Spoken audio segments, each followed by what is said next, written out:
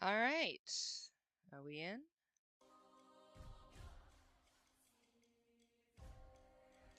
Hey, ChillCreate is back. What's up, people? So, usually, ChillCreate doesn't have like a particular too much of an itinerary. We just chill, we just create. Um, Today there are some topics that I do want to kind of cover a little bit, just because there's a lot of stuff going on, and I figure it's a good idea to go ahead and check in and let you guys know where I'm at in regards to some of these things. So this is just a fun little community stream for that, but for the most part, this is our place to have a safe space, shout yourself out, uh, tell me what's going on with you, like what are you guys working on? And if you're not working, that's totally fine too. It's okay to take a break. You don't have to be working every single day of your life. But welcome to the stream. Today we have Zippy Sound as our background, which I'm very, very excited about. I love everything that they have done. I don't know how the sound levels are, so please let me know. Actually, let me pop that in here. And I think I'm going to be drawing Michael today, because it's just been a hot minute since I've drawn Michael.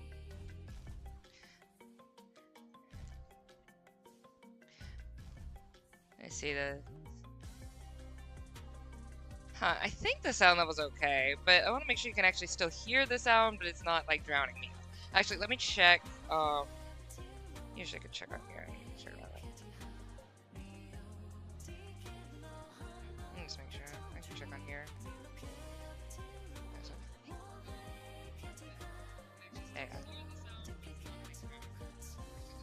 Okay, that seems fine. That doesn't seem bad. If you guys have a problem with sound levels, please let me know. That seems fine. So I actually wasn't. So I was going to do Times of Glory today. I was going to have that posted, and it is in lieu of that I decided to do a community stream because I was not able to get it done. I wouldn't mind sharing with you a clip of the Times of Glory video that will be coming out on Monday, this coming Monday. But I'm so sorry I was not able to get that out today. I tried really hard. I even canceled the Elden Ring stream to try and get it done, and I just couldn't.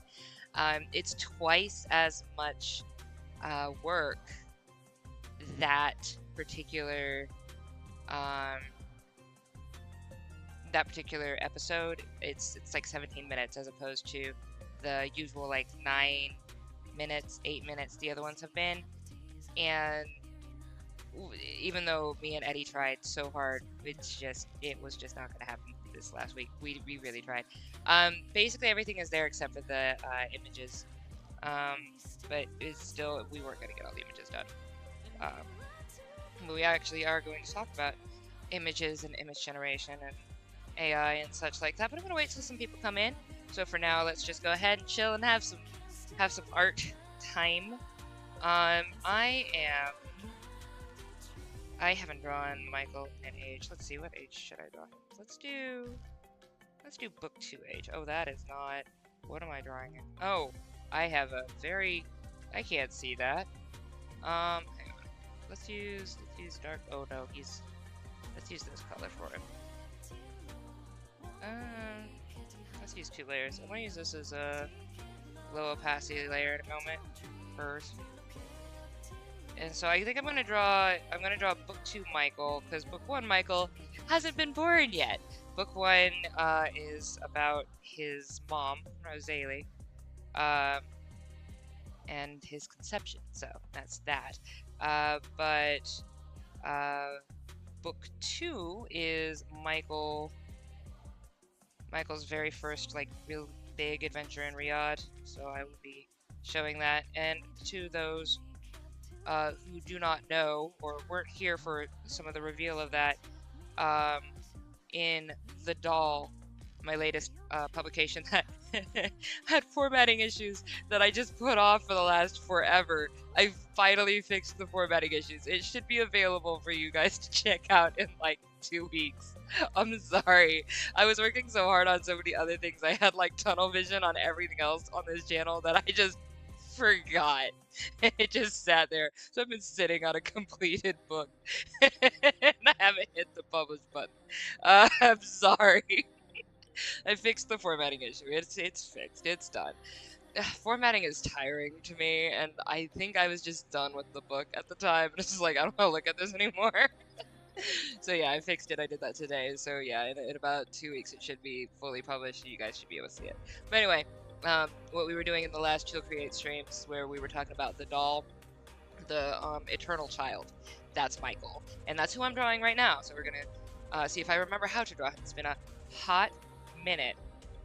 I have not drawn him in a long time, but I'm a big fan, which is gonna be so unfortunate when you guys get to see how awful he becomes. And you guys will be like, why are you such a fan of such an awful, awful person? He's a wonderful, incredible person. He's just also, yeah. Hey, Ahmed! Welcome to the stream. How you been doing? How's your writing going? How's your creation going? How's your life going?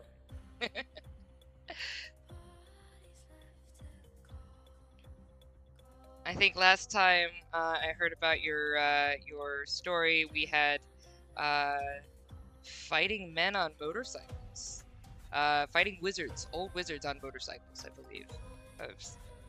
I still find that very intriguing, so I would like to hear more about that if you would like to tell about your books. And you got your Yu-Gi-Oh cards in, right? The new ones came in, right? It's been hot. Oh, right. You are still without AC right now. Oh, I'm so sorry. I can't do that. So, over here in NC, it gets really muggy. Not like as muggy as some places in the US, but it does get really muggy here. And so it can be like 80 degrees and feel like 92, and you're just like swimming in the air. Lately it's been like in the 90s, and it's been feeling like it's in the hundreds, just because you feel like you're wrapped in like this blanket of just mug. Ugh. And it's awful, and I hate it. But I'm luckily inside and I have AC, so I'm not complaining. I'm so sorry. I wish I could give you an AC that works. I'm so sorry. Please take care of yourself. Drink lots of water.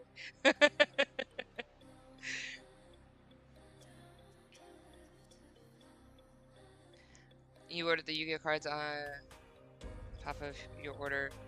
Order's coming out. Oh, cool! So you're getting some new ones. Yeah.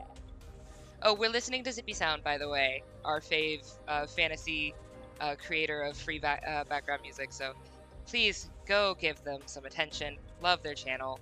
Subscribe to them. Stuff like that. DT in the house. What's up? You came over to the pre-chat. How you doing, DT? I'm glad your morning went well. You still doing okay? And yes, I'm drawing grandpa child who farts rainbows. I'm attempting anyway. It's been a hot minute since I've drawn him, so there's like some stuff that he's got resting bee face, which is my favorite aspect about him. He's got like these eyes that just like, I don't know how to describe it. I'm gonna try and see if I can draw it, but he's just got he can be like really kind and just look like an absolute. Can I say? I can probably say it on the screen. Y'all know what I'm talking about. Whatever. It'll be fine. It's a term, okay? He's got resting bitch face. All right, he's got resting bitch face. It's what he does. He has it. It's a thing. It's really funny. I think he's so cute. He's fun though. I like him a lot. So yeah, sassy grandpa child. That's what we call him. Sassy grandpa child who farts rainbows. That's DT's term for Michael. But he is he's a really cool character that I'm looking forward to showing you guys more about who he is. Like, I really want to be published so badly with a traditional publisher. Like, obviously I've published the why is this not working? Hello. Am I frozen? What's up? Do you not know how to? Okay, you know what? Fine. But like the what do you call it? Oh my gosh, my brain just blanked. Oh, right. Traditional publishing. Um, so I publish like the doll we did on the last ChillCreate stream, um, and um, what was it? I've done Lissa's Choice, I've done Miki's Dream, I've done Desmond Death Flores. So these have all been published. And What Side Are You? The one that I keep forgetting to mention, it's not in the Tales of Tavana, it's just my story about being a child of mixed family. Um, but yeah, I've done all of these books. I've published all of them. But I don't want to just publish through, self-publishing, KDP, Amazon. I want to have a traditional publisher because, okay, so basically what I want is I want a literary agent that works in multiple fields that can help push my stories to already, um, already solidified agencies or production companies. There we go, companies. Um, that I can get stuff out, and get more traction so people can see what I do. But I do ultimately want to have my own company. I want my own production company, and I don't want to sell out to Disney. I want my own storytelling company, no AI, um, uh, and it's not really a quote agenda thing either. I think everybody has a reason, and I don't want to mix up reason with agenda because usually, I mean, you can kind of consider the two, but the connotations are different. I have a reason for storytelling. The reason is to never pull punches about what life can be and such, but never declare that that's the end, is like the bad stuff or whatever is the end. It's not.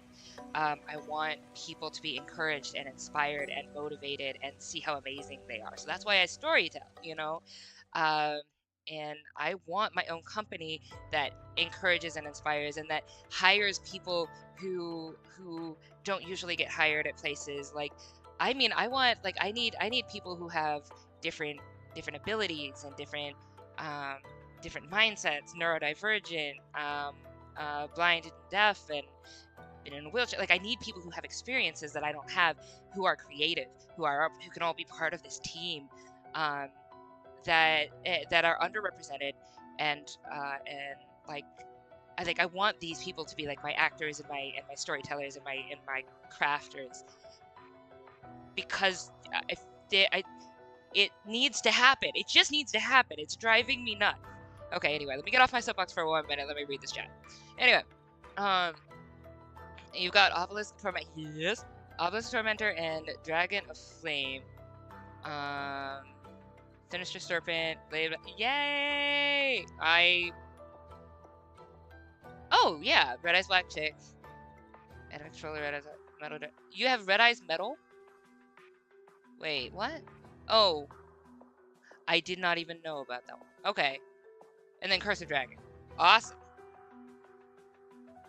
Sadly, they sold all Slifer. Oh, so you don't have Slifer? That was actually one of the ones I had. I had that in Japanese. I may still have it. If I have it, it's tucked away. But again, my parents went through the whole 90s thing where they threw out all Yu-Gi-Oh! And Pokemon cards because everything was a demon. Also, I plan on getting a 4th Blue Eyes White Dragon so that I can give my best friend a Blue Eyes. Aww, and still have. I like that. That's sweet. Homage, you're the best. Oh my gosh, why did I totally forget how to draw a nose?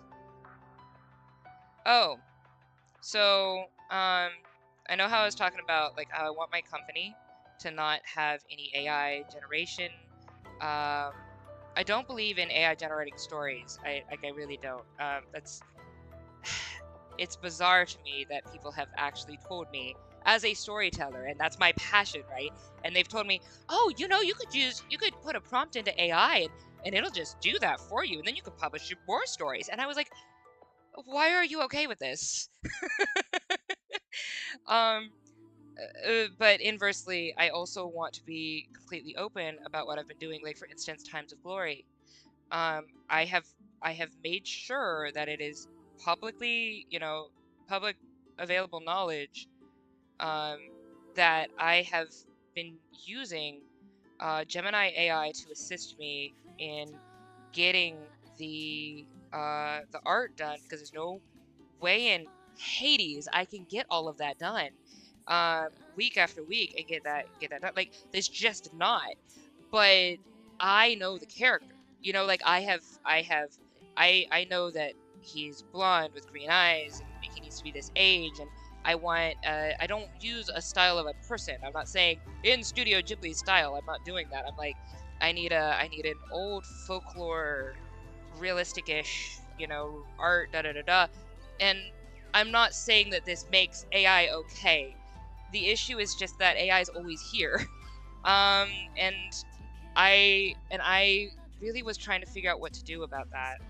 So when I first started with Times of Glory, um, I was I didn't want to AI generate anything, and I did originally try to just draw, and I was like, I can't. First of all, I'm not like, okay, I know I'm doing art streams, but and I guess I'm technically an artist, but art is not my passion at all. It's so I like doing this, like doodles and stuff, and getting proof of concepts out, but it's like pulling teeth. You saw how long it took me to do the doll, and like here's the images from the doll, right here.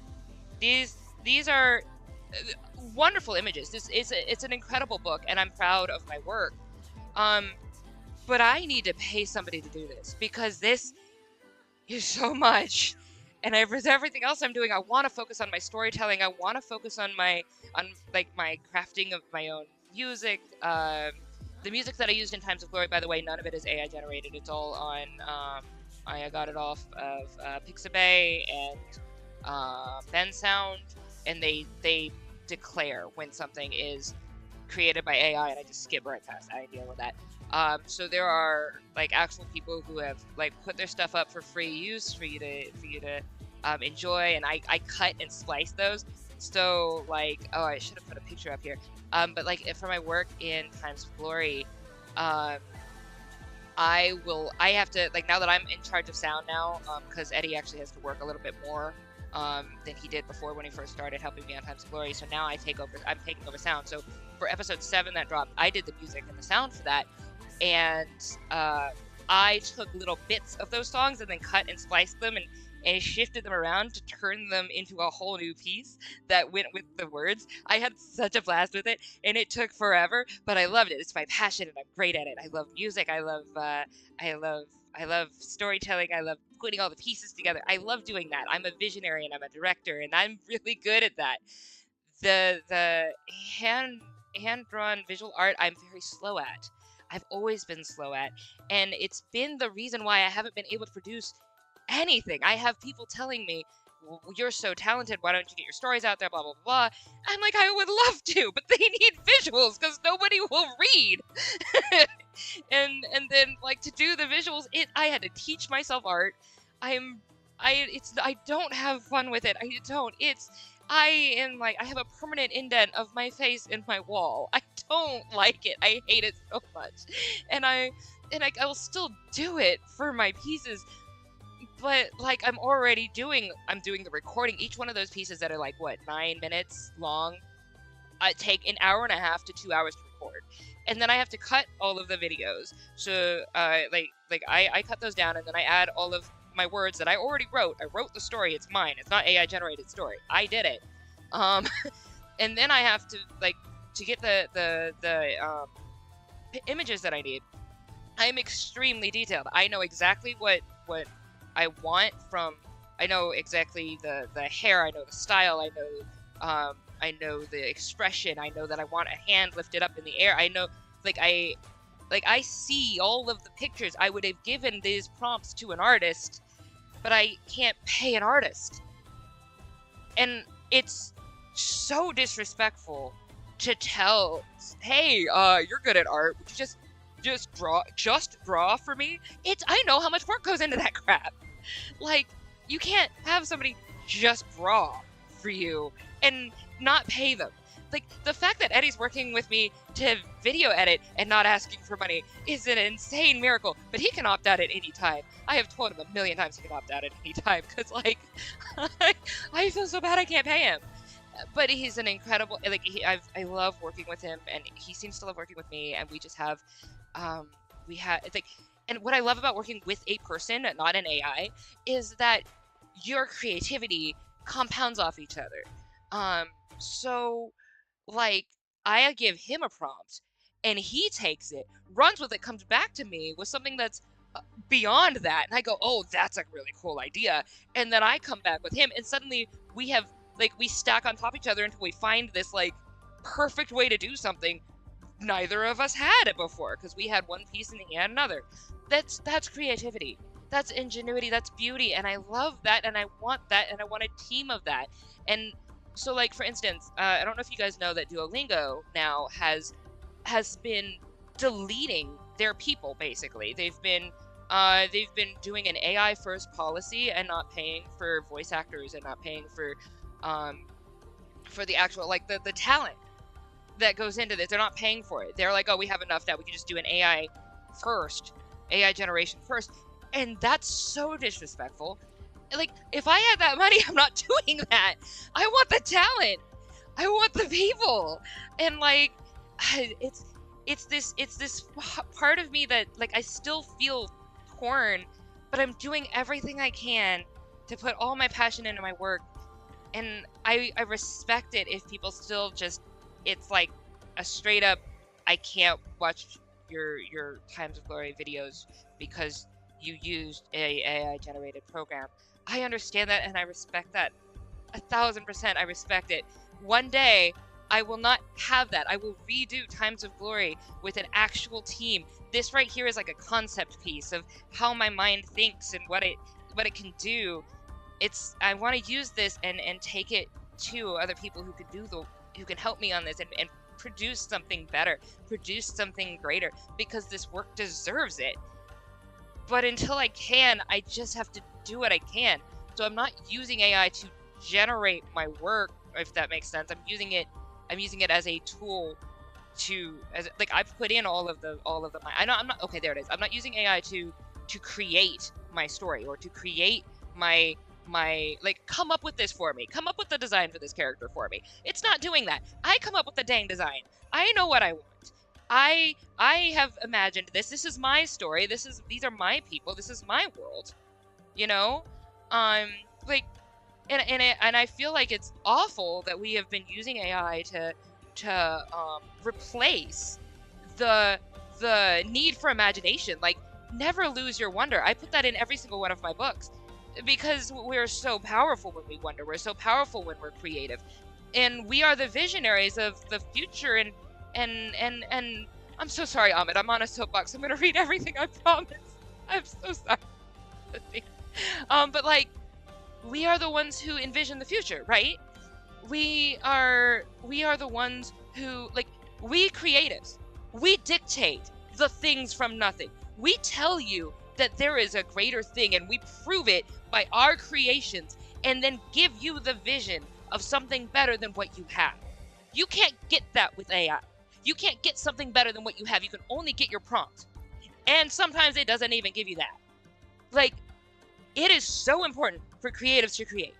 I cannot stress that enough. If you are good at art, if you are good at dance, if you are good at storytelling, if you are good at music, you create your darn stuff. And don't let AI stop you from doing that. I will have a company that can hire you.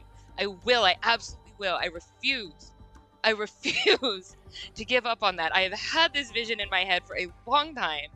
And now that I am past the depression, and I am past the suicidal issues that I was having, and the anxiety that I was having, like, thank God I've been freed from that. My testimony's on my channel. You can watch it if you want. But, like, I've been freed from that for the last almost about 9 months now, something like that. I am not giving up. I'm going full throttle toward everything, you know, because it's so important.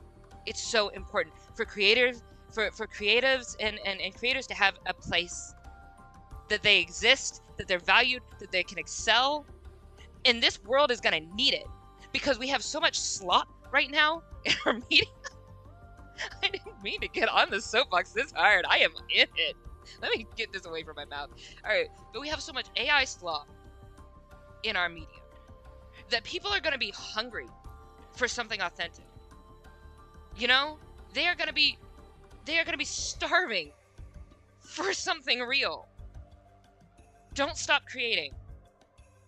Don't stop creating. Money has always been an issue for creatives. The world has always been against creatives. It's always made it difficult for creatives because the people with power and money are the people who aren't creative in that way. They are the ones who hire the creatives. And now that they don't have to hire the creatives, they think that they're good because they don't think they have to hire the creatives. We're going to be the businessmen now. We're going to overthrow that now. F that. We don't back down. The world needs us now more than ever. So if you're creative, if you're a storyteller, if you're amazing and you know it, okay? Like, walk like you're amazing and you know it. Continue to create like you're amazing and you know it. There will be other people like me who create companies. I haven't been able to create my company yet. I'm trying to learn how to get the funding. I'm learning. I'm going to learn it step by step, and I'm going to be around these people who know. Because I want to excel so that I can excel others. But there are other people like me who are probably farther along. Look at Glitchworks, for instance. You've got the amazing Digital Circus. I love what they're doing. It's amazing. You've got these great animators and production and producers and people who exist. They exist. They're out there that want authenticity, that want actual thought and creativity, and they put time and they put effort into their stuff. They exist. We are not dying out. If anything, we're going to be more valuable than ever. And if we can have a company that attests from the ground up that this is what we stand on, you're never dethroning us. We will be the throne. We are the creators. We are the creators of the new world. We dictate our future. Creatives dictate the future, not businessmen. No, even if they think they do. The people speak. The people want authentic. The people want real. The numbers don't reflect. You look at numbers. I was talking with one of the creators here on YouTube, who was talking about his numbers weren't like he had like 2,000 views on something and he only had like 200 subscribers, and he was like, "What is this?" And I'm like, the numbers don't reflect the truth. People will veg on things. Numbers don't reflect value. They don't reflect value. Okay? So these companies, right? They think that because this video went viral, they can make all this money or whatever. Sure, they'll make some money in the short term, whatever. Let them. I don't care, because I'm going to make more. So their stuff isn't valuable. Their stuff is forgettable. Their stuff is dismissible. Their stuff is to veg on because there's nothing else out there, Whatever. Fine. Okay. You get your darn views. Nobody's going to remember you. But they're going to remember me. And they're going to remember you, who's the creative. They're going to remember you, who inspired. They're going to remember things like the beginning of One Piece and Luffy jumping out of the barrel saying, "I'm going to be king of the pirates." That inspired me and is why I'm doing this. Why I'm saying I'm going to overthrow Disney. That's not a thing that just a random person will say. And even if I never reach it, that's how I'm going to live my life. I'm going to live my life with the bigger dreams. And I'm going to say this is where we stand because we are the creators of the new world. Anyway, that's my soapbox. You've heard it here. All right, let me go read this chat.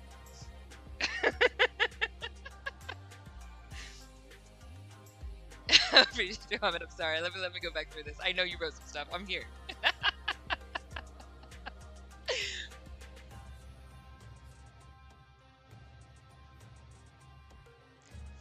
Jamie, awful character in your story, the most sad character.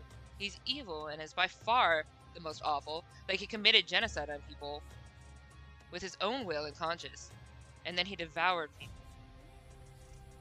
Ooh, you made him from all your generated hate and a curse to the bottom world. This story doesn't justify his actions, but it is very sad, and that makes him somewhat okay, as he is a counterpart to another character. Ahmed, you are not far. Sadly, you are not far from what happens to this, to Michael. This one right here. My little boy right here. You're not far. You're not far. You're gonna see some... I keep warning people, I love Michael. I love him to pieces, but he goes through a long moment where he is not okay.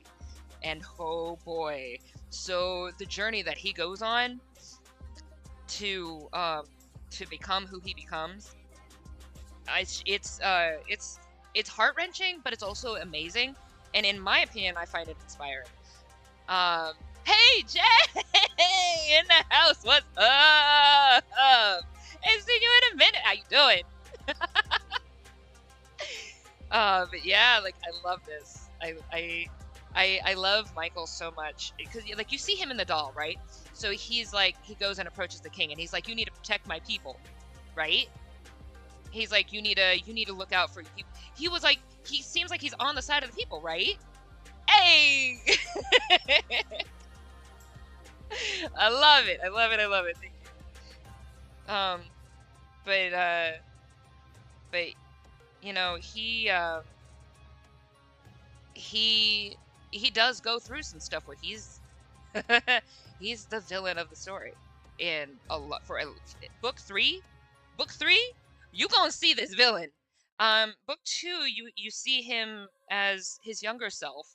I say younger. Right now I'm drawing him the way he's drawn right now. He's probably like, he looks like he's maybe 12 in this picture, right? He's probably 60.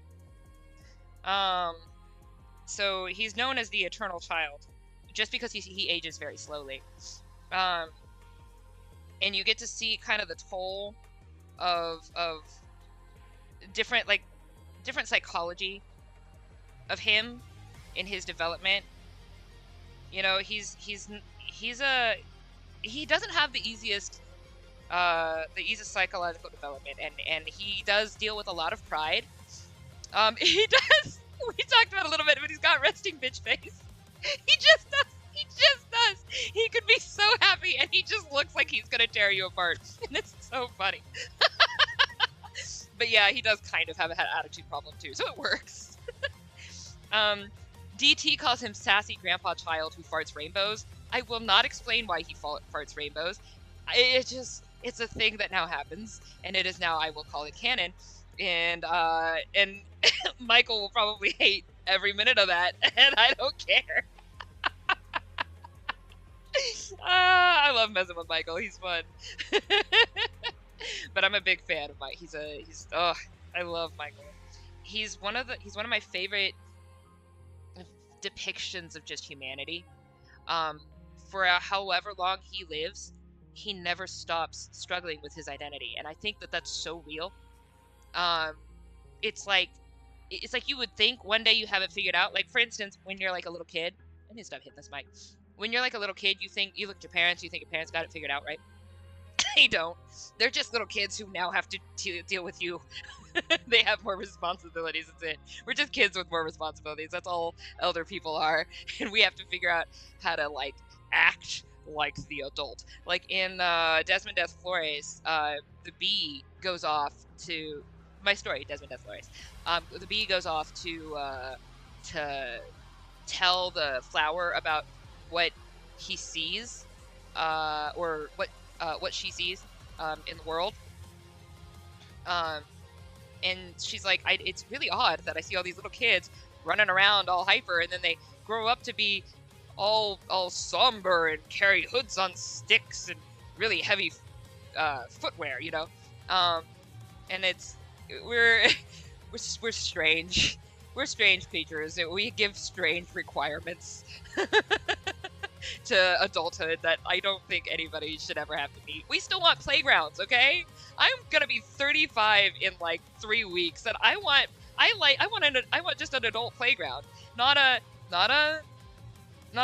adult entertainment playground. I want a playground. I want DZ Discovery Zone for adults. I want that. I want to run around in a jungle gym and like crawl through little holes and peek out little windows. I want to do that. I think it's fun. I never outgrew that. I just can't go in one because they're all for people who are 5 feet and smaller, and I can't go into it.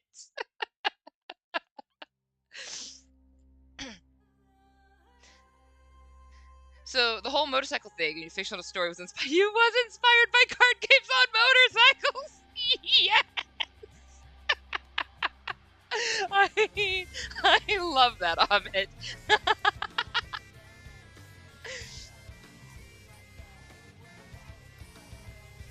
Oh man.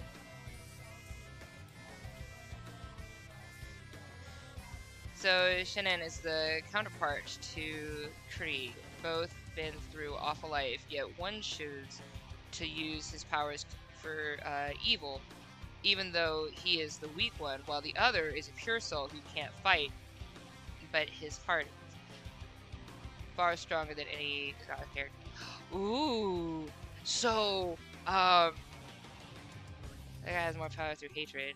So if he ever lost that hatred, he'd be powerless too. So that is an intriguing thing to take a look at. So in the Michael's Child stories, I keep calling it Michael's Child. That was my working title for it. It has another title, and I already forgot it because I literally just named it for publication. I don't even remember anymore. But the third book is called A Michael's Child, so I'm just gonna keep calling it that. But during the Michael's Child stories, the the um, character there are in the third book. This is not spoiling anything. This is just letting you know what the opening premise of the third book is. It doesn't spoil it or anything. But there are pure children who are like. If you look on my blog, you'll see the stories, little short stories about Sivs, for instance, who is pure bloodlust. Like they're pure kids. They're just purely one thing. One is pure childlike curiosity. One is pure wrath. One is pure bloodlust. One is pure joy or happiness.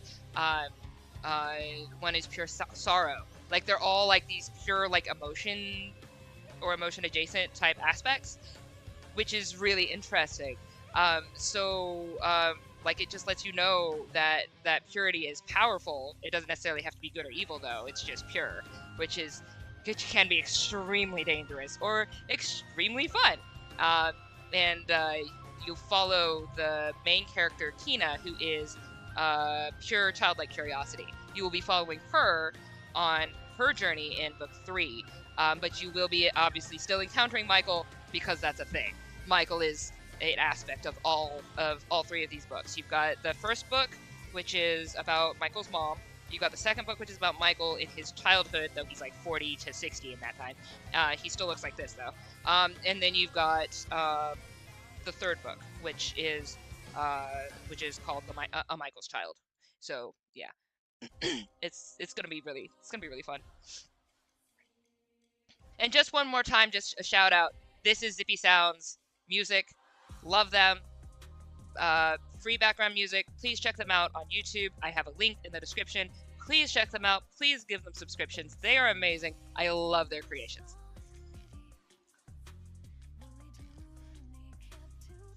Oh, let me. I'm gonna try to draw a little bit more on this. Y'all keep chatting. Because I haven't drawn a dog. I actually need to actually draw it. I haven't done that in a while. I haven't drawn the style of Riyadh in a while. Actually, it's been a hot minute.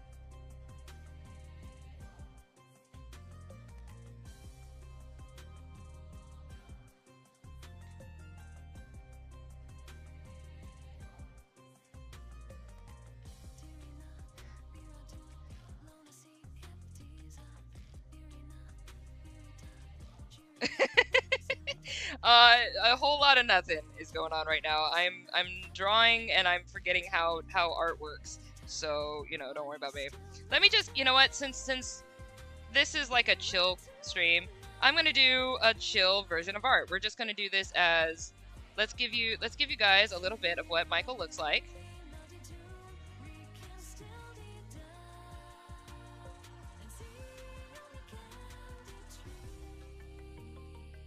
I'm gonna do him in very in just like a very quick version. I'm gonna see how fast I can draw him.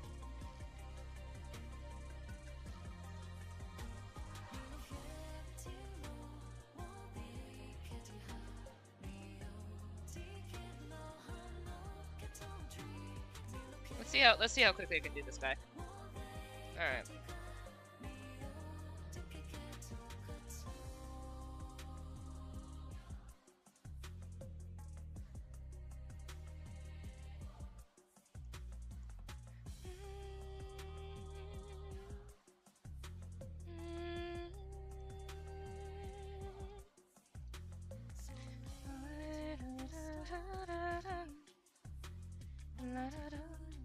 I love the music. I love Zippy Sound's music just so much.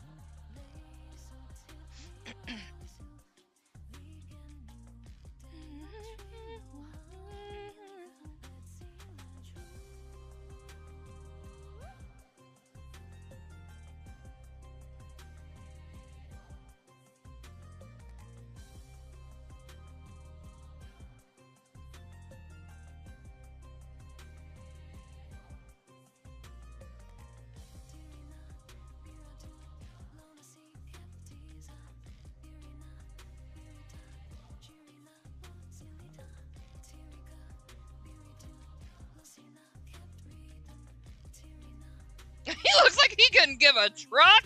I love his resting face. Oh, I love Michael so much. He looks like he couldn't give one single truck. Oh boy. Oh, Michael, my baby. I love you, baby. I love you so much. I love Michael. Oh boy, his resting face is my favorite face.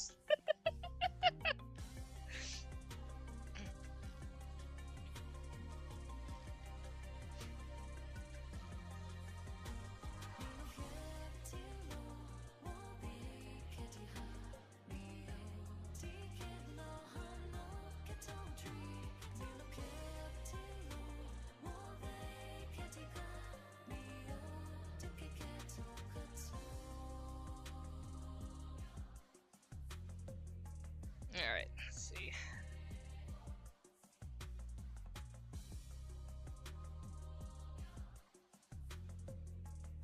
Alright, there he is. He's coming along. He's coming along. Alright, let's get... I'm sorry, I'm gonna look at chat in just a minute. I just wanted to see if I could accomplish something today.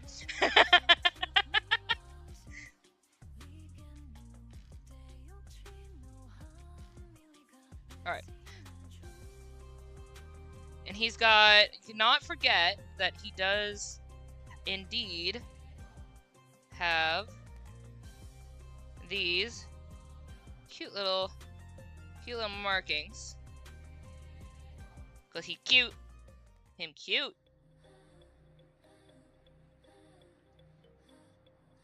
Him's a little cutie patootie. Alright, there he is! Michael, I did it!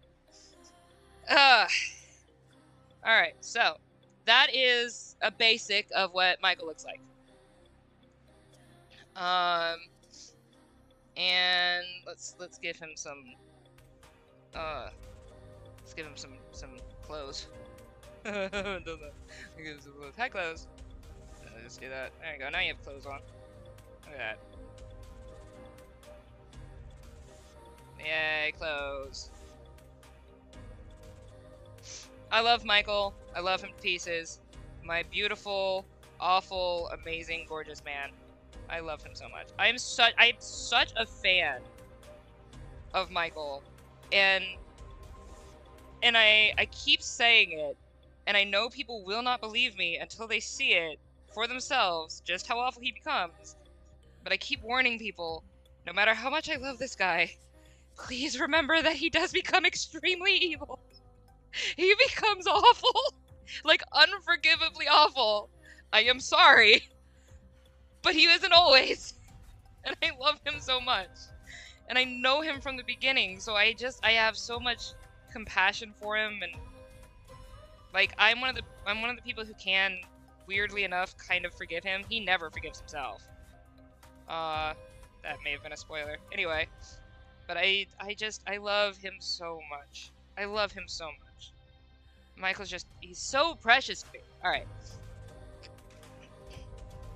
Let's take a look.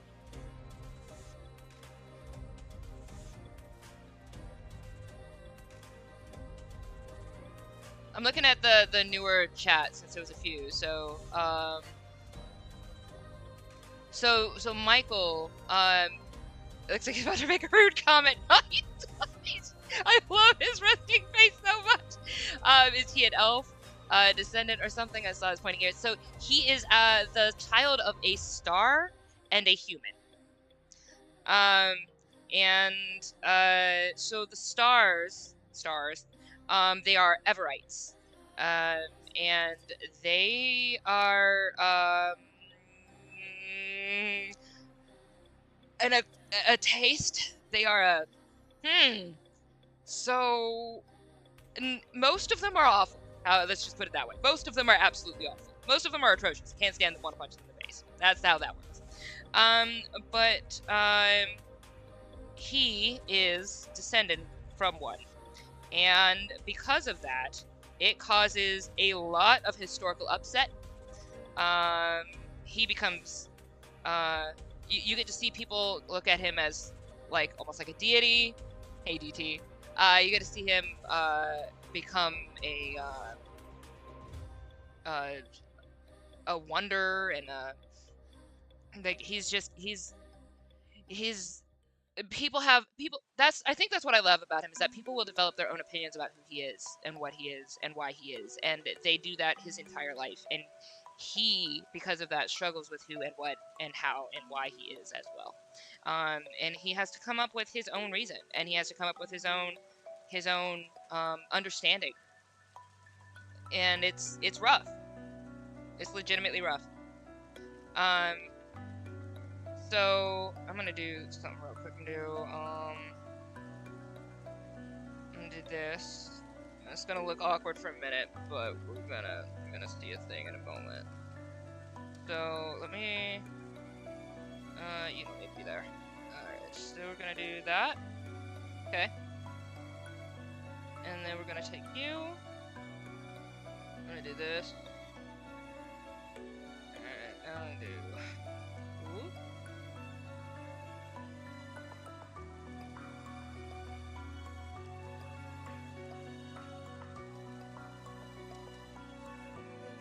I have a method to my madness.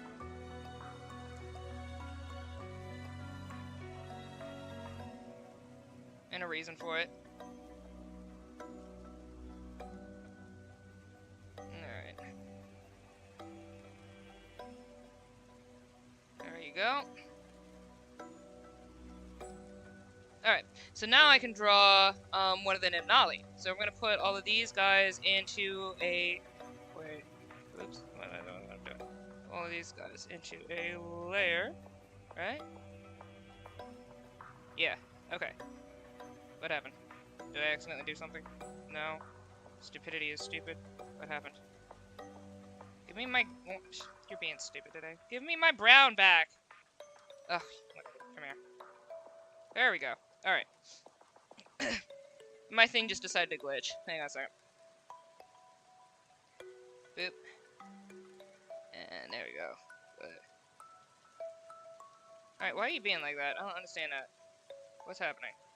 Why are you being like this? Why is this layer? Oh, I see! That's what's going on! Okay, got it. Boom. Alright. So now. Okay, yeah, now we can do a Nim. And you guys can see, what he does. Let's take a look at this, though. Ocarius also rode on a motorcycle. Yes! Your motorcycle bit. Okay, so I'm looking forward to the battle of these old men on motorcycles from Ahmed. I'm just saying. Freaking love it.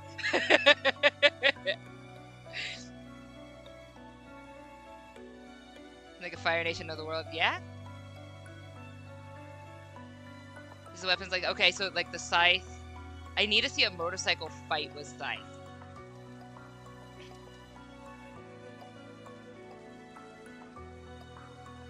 The scythe and the powerful, but Ocarius is from the Dark Kami clan of the Dark Lost Kingdom. Yeah. So Jay, to the Lot of Darkness reference, every time I hear that word too many times, my brain immediately thinks Kingdom Hearts anthem, darkness, and the darkness, with the darkness. And I'm like, dude, shut up. Like, I love him so much. Not you, Ahmed. I was just thinking about Ansem just goes overboard. Have you guys, Ahmed? Have you played Kingdom Hearts? I'm just curious. But like, if you've played it, like in the English version, Ansem just literally just goes darkness all day. Like he breathes and he has to say the word at least once. He's just, I have to say it. One breath has come out of me. I must say the word darkness. And it's so over the top.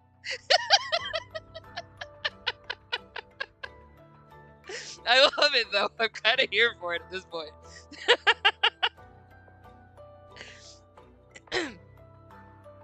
Okami means wolf, yes. So he comes from the Dark Wolves, and is a clan for studying and knowledge. Oh, cool. So you got the wolves as your like your scholars in a way. Sorry, I'm fixing my. I didn't realize my camera was so high. I don't know why I didn't realize that. Whatever. The camera will do what the camera do. Actually, what's going on with my camera? Actually, let me take a look at something. I think, am I not zoomed where I need to be? Hang on a second. Is my zoom going? No, my zoom's there. Okay, I don't know. It just looks different than usual. I like different. It's fine. We'll survive. Alright.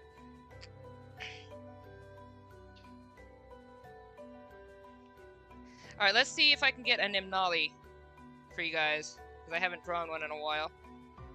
Nims are gonna be... I'm just gonna do it... I'm just gonna do it. Which way do I want to do this? You know what? Maybe I'll do it this way. I haven't done this. In a hot minute. So we're gonna see.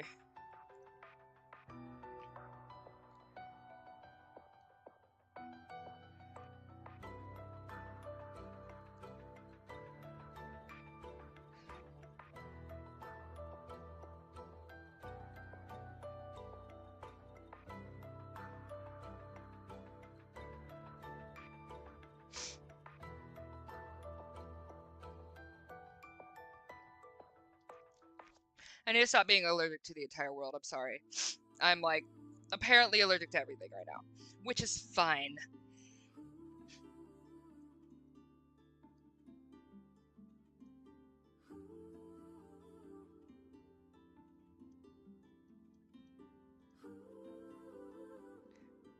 I don't know if y'all have noticed the parallels between Michael and Peter Pan, but there are quite a few parallels. There's an actual canon reason for that, but that would have to reveal to you a lot of stuff about the archive and Somnabai, and I won't reveal that just yet.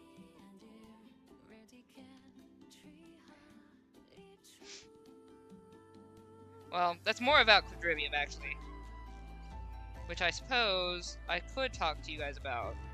I should probably talk to you guys about. But, so, my books on Quadrivium will come out when they come out. I didn't think about what position I wanted her in, whatever, it's fine. Alright, so here we go, boom.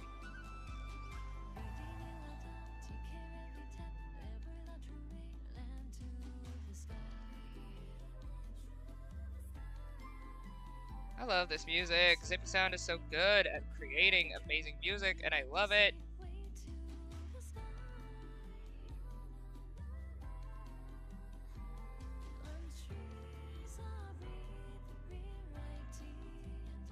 Okay, so the thing about Nimnali. Yes, they look like fairies from a distance. You try to look at them up close, and they're not very extremely pretty as you would think. Well, not the ones that stick around with Michael for a while. Some of them are kind of pretty. I think they're like terrifyingly pretty, if that makes sense. The glow is what makes Nimnali so heavily fantasized about, but if you actually get to take a look at one in your hand or something, yeah, have fun with that. Anyway.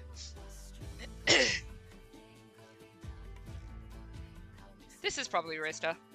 Rista was the one that was with him the longest.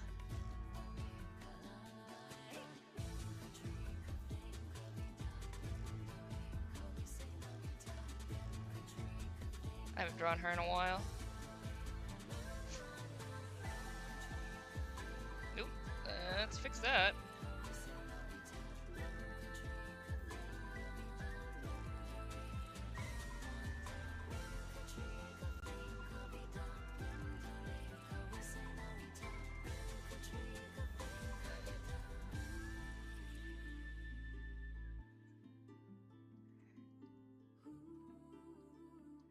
They're difficult to see because they move really fast. Okay, I'm sorry. This is gonna drive me nuts. Hold up a second. I'm gonna mute my mic for just a minute because I need to go blow my nose. This is driving me insane. Enjoy looking at just my room. This is driving me nuts. This is driving me nuts. Woo. Okay, you know what? If my thing doesn't want a thing, it doesn't want to get out. Oh, because my oh, okay, because that's on there. That's why. Stupidity. That's fine. Alright, I'll be back.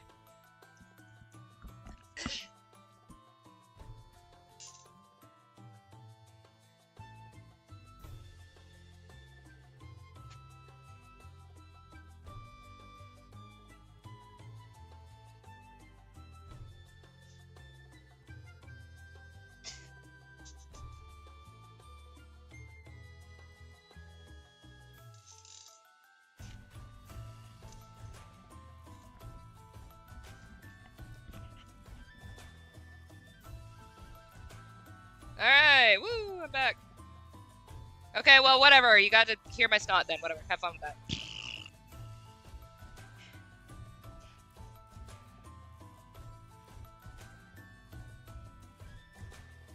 Mwah, mwah, mwah, mwah, mwah. Y'all are fun and stay gorgeous. Mmm.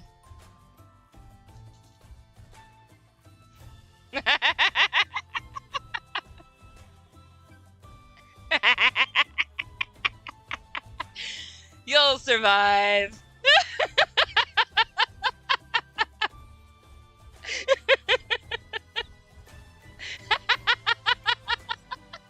Oh, you think it's delicious? It's totally fine.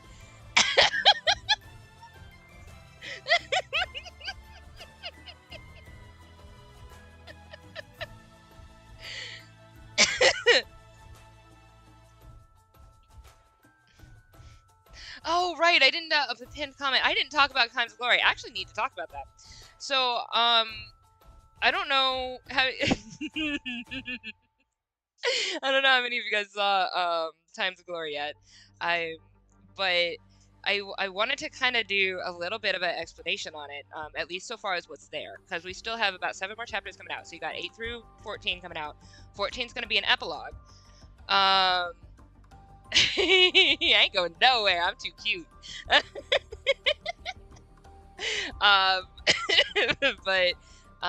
the 14's gonna be like a afterward epilogue thing. So you're gonna get to find out about all the other characters you didn't realize were influencing the story. So that's gonna be really fun. But Times of Glory is written in a way that is kind of like a riddle or a puzzle to put together.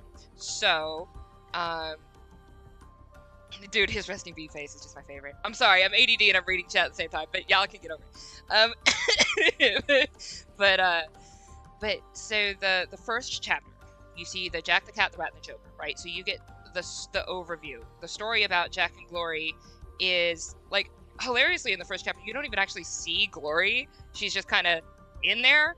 Like, you get the Joker tell the cat, I'll tell you a story about Jack and Glory, and now my story is done. Or now my story's begun. I'll tell you another, the rat and his brother, and now my story is done. And then he's just done. And that's his little riddle. But that's literally the story. Is the story about Jack and Glory. It's the beginning of it all. Is how Jack met Glory, the daughter of Midas, and really wanted Glory's hand. And so he had to go and work hard for Glory, right? And then and then all this stuff happens in chapter 1 that leads all the way to the ending of chapter 1, which is then you get to see chapters 2 through 7 explain all of chapter 1. So you get to see it in detail. So you get chapter 2, so like chapter 2 tells you about Jack and Glory. You get to see what happened at the beginning. You get to see how Jack fought for Glory's hand, gave her the golden goose, and still didn't get her hand because stupid. So then he has to go and lift his prestige. This is why Jack becomes a king.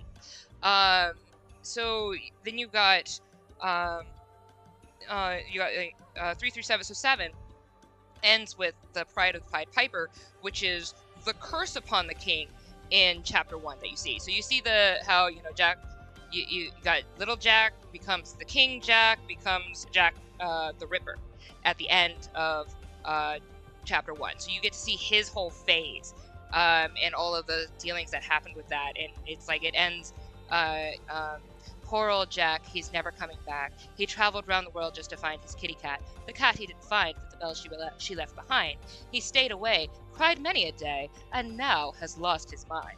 So that's the hint that you see, that you're going to see Jack the Ripper coming up, which is in chapter 8 that was supposed to drop today. I'm sorry it couldn't drop today, but it's 17 minutes long for a reason. It's really good. So now we are in chapter 8 that's going to drop this coming Monday. I'm going to make it a premiere episode. You're going to see the aftermath of chapter 1. So everything from 2 to 7 explains 1. That's what that is. I think there was some confusion or like trying to understand, where everything is in the storyline or the timeline. That's how that's broken up. So, so yeah, the story of Jack and Glory, chapter 2, the Rat and His Brother, chapter 3, and then you've got, the Tales in King Cole's Palace and all that stuff happening, and the story of the Cat and the Queen and all that happening. So, I'm so excited to show you chapter 8. I'm so excited. Do you guys want to see a clip? Actually, because I want to show you a clip.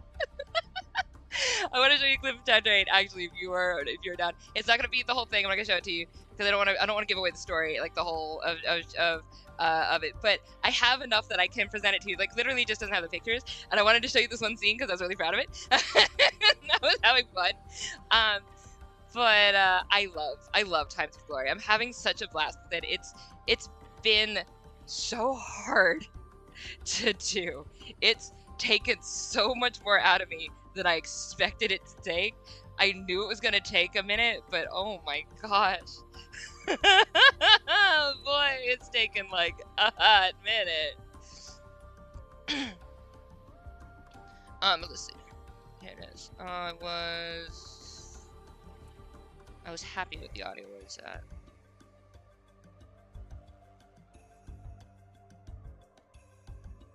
Where did I put it? Oh, it's in this one. There we go.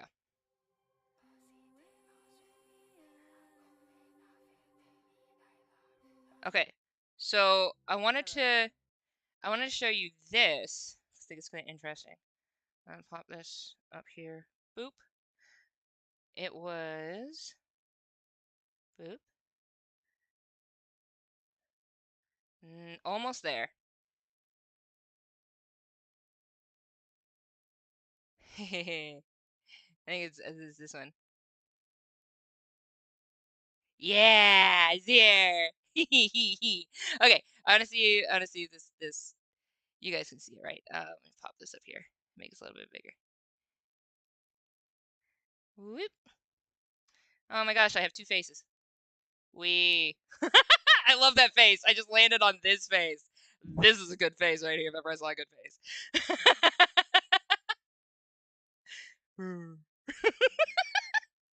Anyway, yeah. Let's see if this works. Cold if one's worth isn't backed by gold. The butcher's influence. Working, butcher and slice, learning to use our knives. We can work because butcher is nice, so to him our lives. Jack worked for the butcher many a solemn day. Jack worked for the butcher to chase his fears away. Jack worked for the butcher, his mind these knives shall claim. Jack worked for the butcher, and more fearful he became. Here is a candle to send you to bed, and here comes a chopper to chop off your head. Here is a candle to send you to bed, and here comes a chopper to chop off your head. Jack awoke. He barely spoke. I just had fun with that. I had the most fun with that I think I've ever had. That was one of those. I had a great time. Anyway, that was fun. But there's gonna be a lot to that whole piece. That's just a teeny tiny bit. But he was yeah, obviously Jack is he's not having the best dreams. But I'm excited to show you the full story coming up in chapter 8, and it should have like pictures and stuff. It is gonna be fun. Let me get the music back. Sorry, it was a detour. We do detours here on the channel.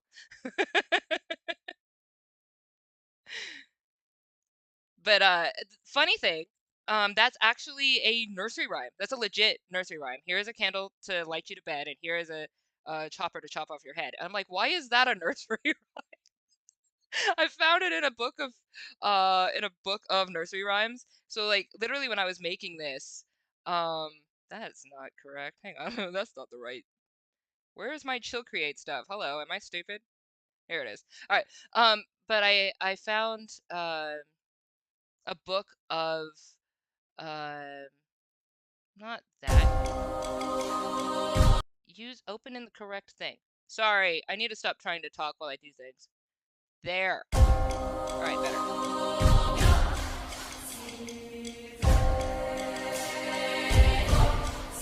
Hang on.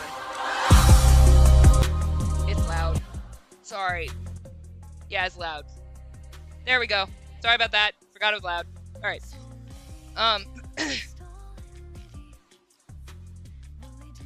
But yeah. So I had a book of nursery rhymes and used it to help me create the entire story. So I read the whole book of nursery rhymes cover to cover, and there are some bizarre nursery rhymes in there. There was the finest ram from oh, I love nursery rhymes. I love nursery rhymes and fairy tales, and I just so let's go back 12 years ago to when I first actually wrote this piece. So I was working for the post office, right? And I was working in the warehouse. And true story, I had such a bout of inspiration that I had the entire first chapter in my head. It would not leave me, and I told my manager, "Can I go home? Because I have an incredible amount of inspiration and I can't work." And she laughed, said no, but thank you for your honesty. And so I said, okay, well, can you put me over in the newspaper section? Because I knew that I could sort that in like 10 minutes and then I'd be over there for another 3 hours. And I sat there for 3 hours with my notebook in the newspaper section at the post office, and I wrote the chapter down. I wrote the whole thing. And then, so that was chapter 1. And then because I just really loved it, and the idea was just so fun, I was like, I want to mix up a whole bunch of nursery rhymes and fairy tales and stories. And so I went out to Borders, I think was still around. No, Borders wasn't around anymore. I went out to Barnes & Noble. But I went and found a book on nursery rhymes. And I just poured over it cover to cover. I ended up buying it. I was like, I could have gone to the library. In hindsight, I didn't. I was just like, I bought it. It's mine now. So, so I took it with me, and there's something that's really interesting about nursery rhymes is that they use the same characters because they're made out of like political commentary on the time. So you already have kind of fleshed out characters. Jack is like there's a Jack of all trades. There's Jack and Jill. There's Jack who jumped over the candlestick. There was like you have the same character appears. Like you have just like a generic name for these characters, and so like you have Tiny Timmy and Timmy Stout and like just the Butcher, the Baker, the Candlestick Maker are big characters, by the way. You will not see how big they are until you get to the epilogue in chapter 14, but they're huge characters. You saw Candleman in chapter 4, where like everything burned and Jack raged against him and was like, "I'm gonna kill you," and he's like, "Whoa!" Like it was like this big fight thing. So like Candleman, like you could see like he's a wicked person, but it's all three of them: Butcher, Baker, Candlestick Maker. They're awful, and the reason why is there's a nursery rhyme. The Butcher, the Baker, the Candlestick Maker. Turn them out, 1, 2, 3. And I used that rhyme to come up with who they are. So I have that nursery rhyme is like what set in motion all the like the underlying villains who are making all this BS. Like it's so fun. So and then there's like other stuff that's really fun too. So like the Cheshire Cat. You have the Cheshire Cat smile like a crescent moon, right? So I'm not going to give away who becomes the Cheshire Cat, but somebody does, and it's because of the crescent moon. And like you get to see like there's a verse that says full moon, bright moon. No, oh moon, bright moon, full and luminescent. When somebody stole your heart, you became a crescent. I'm trying to not spoil it. But it's that. So you get to see who somebody becomes the Cheshire Cat because of that. Like there's like little illusions, and you're gonna see that in chapter 10. You're gonna see that in chapter 10. But it's really cool. Like chapter 10 is literally called To Make a Crescent Moon. So you're gonna see the Cheshire Cat. There's so much that I got to do off of like just the visuals of it. I was so inspired. I loved it. I had such a blast making it. Like y'all, I can't. I can't. I love this piece. I love Times of Glory. I love it so much. And then oh, that's nothing new. I've posted about that on my Discord and on my main post, that you get to see who becomes you get to see who becomes a crescent, or you get to see who becomes the Cheshire Cat. So you get to know that something happens. But that's it. That's all I give you. I'm not gonna give you any more than that. You will not know.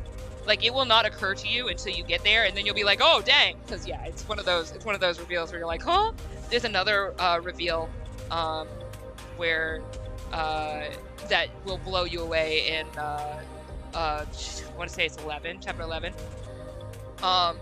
Just like the I finished recording chapter 11. I have I've recorded, I think I just have 12, 13, and 14 left to record. Oh, and 13, the end of 13, again, this is not a spoiler, it's just the cool thing that I really can't wait to show you, is like the very ending of it is called The Songs of Solemn Men. So you get to see, like, not only is it a really fun play on words, but you get to see from each of the characters' perspectives after all of the events happen. You get to see from Glory's perspective, from Jack's perspective, from the cat's perspective and the rat's perspective and all of that. You get to see how they perceived the story, which is such a cool experience. And like get to kind of like be in their mind, and just kind of, oh, I love it. I love it. This is basically a piece about like the human experience. That's what it is. It's just a collective piece of the human experience. Thank you. Y'all are sweet hearts. I just love stories.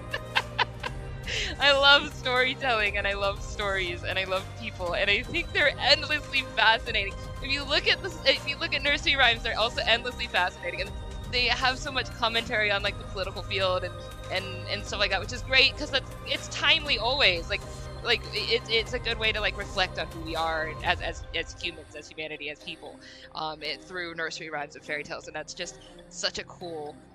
I love it. I love it.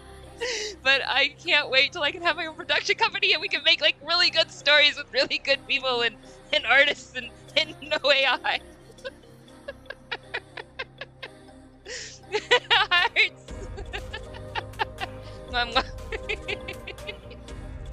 Okay, let me. I don't even know what I'm doing anymore.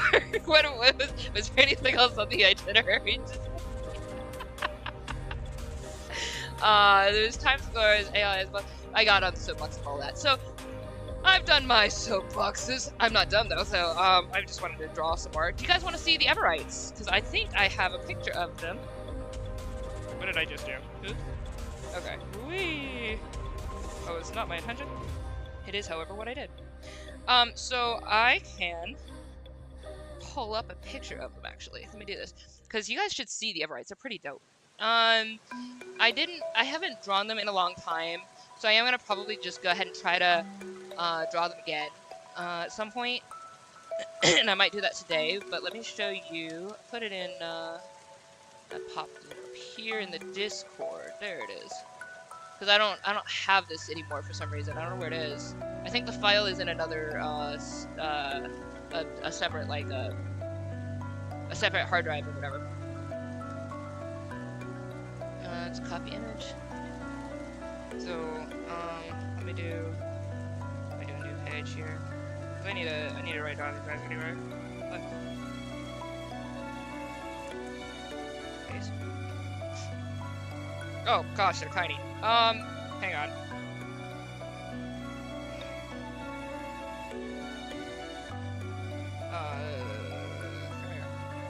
Okay, fine. Don't do that. Where's my thing? Where'd it go?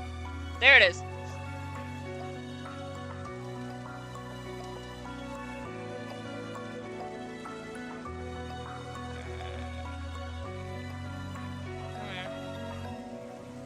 Okay. There we go. Everrites. All right. So, get out of this real quick. Get off the screen. See everything. Okay.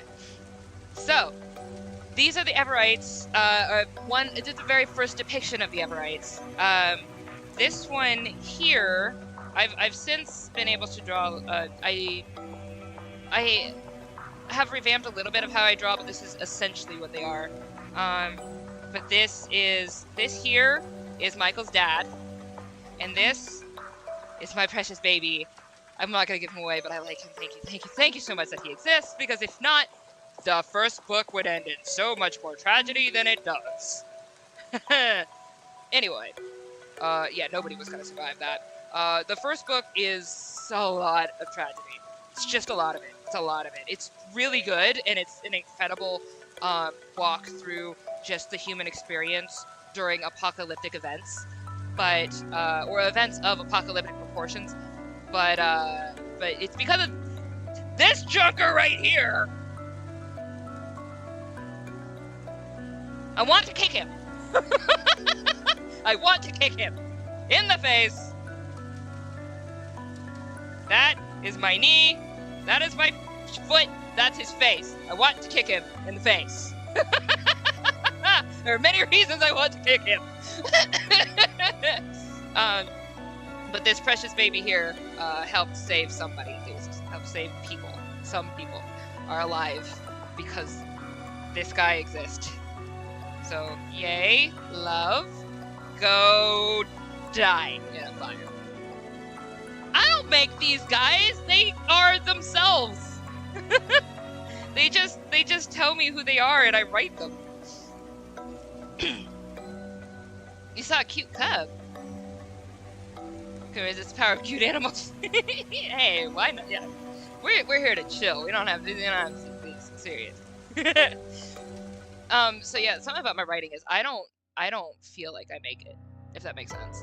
It doesn't make sense to most people. That's fine. I look into the world and then I see what happens, and then all I do is I draw it, or I write it, and I translate it into English. So, like, if there's a trope in my book, it's on accident. It just is a thing that just happened. My books don't really have tropes. There are things that are familiar because that's just the human experience, but they just are. You know, I don't dictate their races. I don't dictate their personalities. I don't really dictate anything. Really, I just write it. I guess technically if you use that interpretation of the word dictation, but I don't control it. I just see it, and who they are is who they are. And I think that's why I love writing, is because it's endlessly fascinating for me as the writer. And like, for instance, the first book of Michael's series, I was scared to write it at every chapter. I'm not kidding. Because I knew from beginning, I knew the beginning and I knew the ending. And I knew the amount of tragedy that was going to be in this book. And I was terrified at every turn that it wouldn't be interesting, or somebody would want to throw it at a wall, or, you know, there were two things that worked in my favor. One is that I'm connected to the people on a heart level, so I feel the tragedy a lot deeper than somebody just reading the story. So that works in my favor, because then you guys aren't chucking the book at the wall like I was expecting somebody to. But the other thing is the people in the story are endlessly amazing. At every turn, every single chapter, when I thought this is just gonna get worse, they would show me beauty. These people would show me something amazing that, like I could not write it. They were facing the greatest horrors of their life, and then they were like overcoming things that I never expected them to. They were inspiring each other in ways I never thought they could, and I'm crying. I wrote the story. You guys don't understand. I don't feel like I wrote it. I feel like they just told it to me, and I got to watch and write down these incredible people who are remarkable. And I was so in it, and I'm so in it now. They were just, I couldn't do the disservice of not writing their story when they were so amazing. I can't wait to show you this book. Oh my gosh, finishing it, there was one line in the penultimate chapter that I realized this was the entire reason I wrote this book, and it was only when I wrote that second to last chapter, and I was like, because of this one line right here, because of this book needs to be written. This book needs to be published. This book needs to be out there. It's such a good story. It's such a good story. Was the plot? Oh my gosh. Thank you, Jade. No, I love them. Oh, I love them. Oh, I love them so I don't want to, I can't give away certain things, but I will say, I will say it from the point of view of somebody from Riyadh.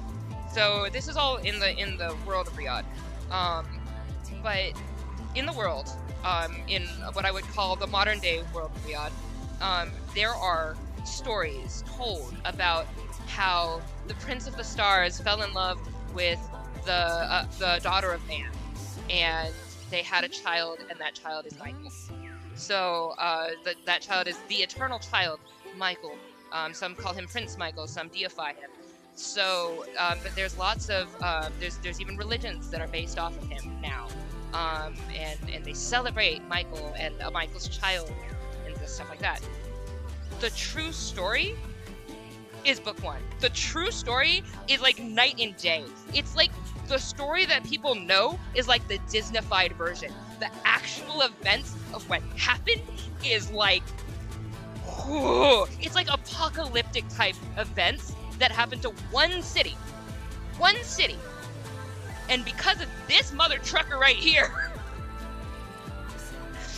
and it's amazing the life that Michael led after all of this, and that he could even, it's amazing, first of all, he even existed. But like how he deals with the injustice and the hell that his father basically instigated without a care. It's the story is remarkable. The story is remarkable, and the story told from Rosalie, watching Rosalie's perspective. Rosalie is his mom. Watching her perspective of this story is like, it's heavy in the best way. It's beautiful, and it's funny in weird spots, and there's family. Like, you've got Rosalie and her older, she's got twin brothers, older twins, and then one younger brother. And so you get to see like some fun stuff between them. You get to see the interaction between the village, and you get to see a lot of the history of the world through them before all of these events, and then the just hit after hit after hit that they take because of this one stupid guy for having one fun moment for one day screwed everything up. Like, and it's amazing to see how a group of humans will come together and encourage each other to overcome against all odds. That was what I love that book. I love that book. I was scared of it. I was scared writing it. I was scared during it. I was terrified at every single moment. And then every single chapter I would end it and go, wow, that's amazing.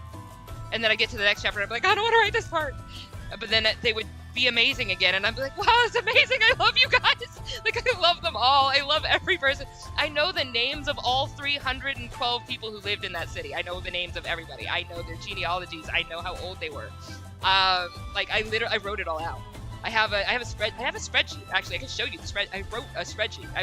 I know all of them. You don't get to know them all by name, but I know them all by name. Because I wanted to see, like, I wanted to learn how they interacted and stuff like that. I didn't need to be over here. I need to be over there for a minute so I can find the spreadsheet. I have it in. That's in my books. We have. Oh, the fog! Ah, I can't wait to show you guys that one too. That was gonna be good. Ooh, and one thing about Winley, that's gonna be good. I can't wait to show you the Quadrivium stories. That's gonna be good. But that's not what I'm looking for. I'm looking for the Michael Stroud stories. There they are. What did I call them? Books of the Heavens. That's what I called them. Books of the Heavens. Because I had to give them a more publishable title. So these are the Books of the Heavens. There's the synopsis. Not the scratch part. It was the old chapters and the notes, the scenes, notes. Here we go.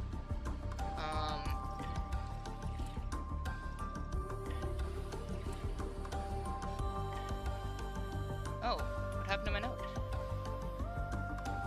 Oh, I'm in the wrong spot. It takes a lot. I was being stupid, that's why.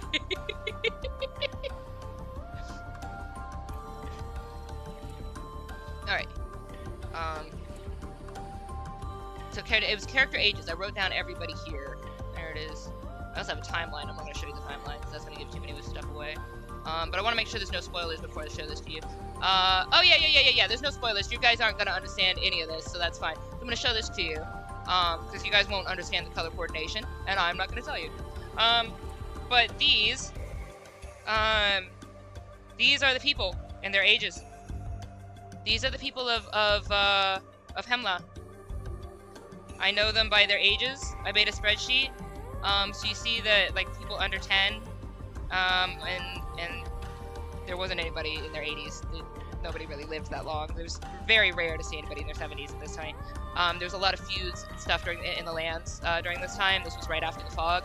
So the lands are trying to recover. It's about 79. It's 79 AG? Yeah, 79 AG. Yeah, 79. So it's right after the fog, where it's about almost 80 years after the fog dissipated, and now people are trying to resurface and claim their lands back. So, like, for over 100 years, there was this huge fog that covered the world, and to the extent that people, if they tried to leave their villages, would get killed by these strange monsters in the fog. So they didn't leave their villages, they didn't leave their cities or whatever. There was, like, really, like, modernized cities. They were big cities, and people can't leave. And so a lot of humanity died out during that time. But then once the fog was lifted, here it is about 80 years later, and you have kings and lords or whatever, people who had once had those titles trying to reclaim their lands, and other people saying, no, their land's ours because we've lived on it all this time, not under your rule because we didn't know you for 100 years.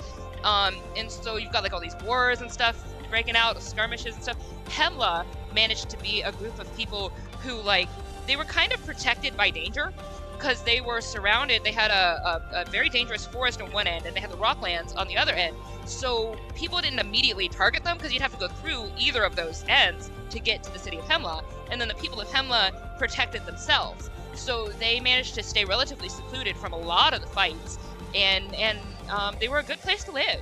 It raised a family, and they were starting to expand. There were things that were starting to kind of chill down a little bit.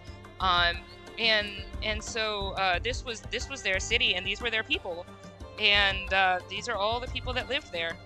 All of these people lived there. All of them, and a few more actually. This isn't everybody. By the end of the story, there's only 61 that remain.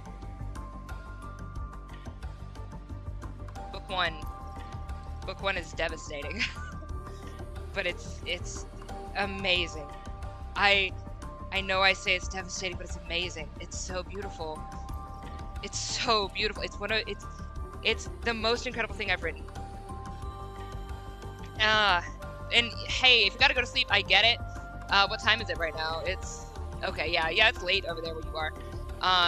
But hey, thank you for coming out, Ahmed. And please drink lots and lots of water. Okay, lots of water. Stay hydrated in that heat. I hope you have fans. Oh no, you can't because it's electricity. I'm sorry.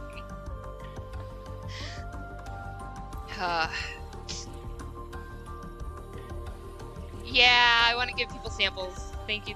I want you guys to be able to see what I'm working. Like, I'm not just like, when I say like I'm busy and I'm working, I don't want you to think I'm not doing anything. I want you to actually see that I'm legitimately, like, this took a lot of work, and now I'm working on novel number 2, and it's amazing.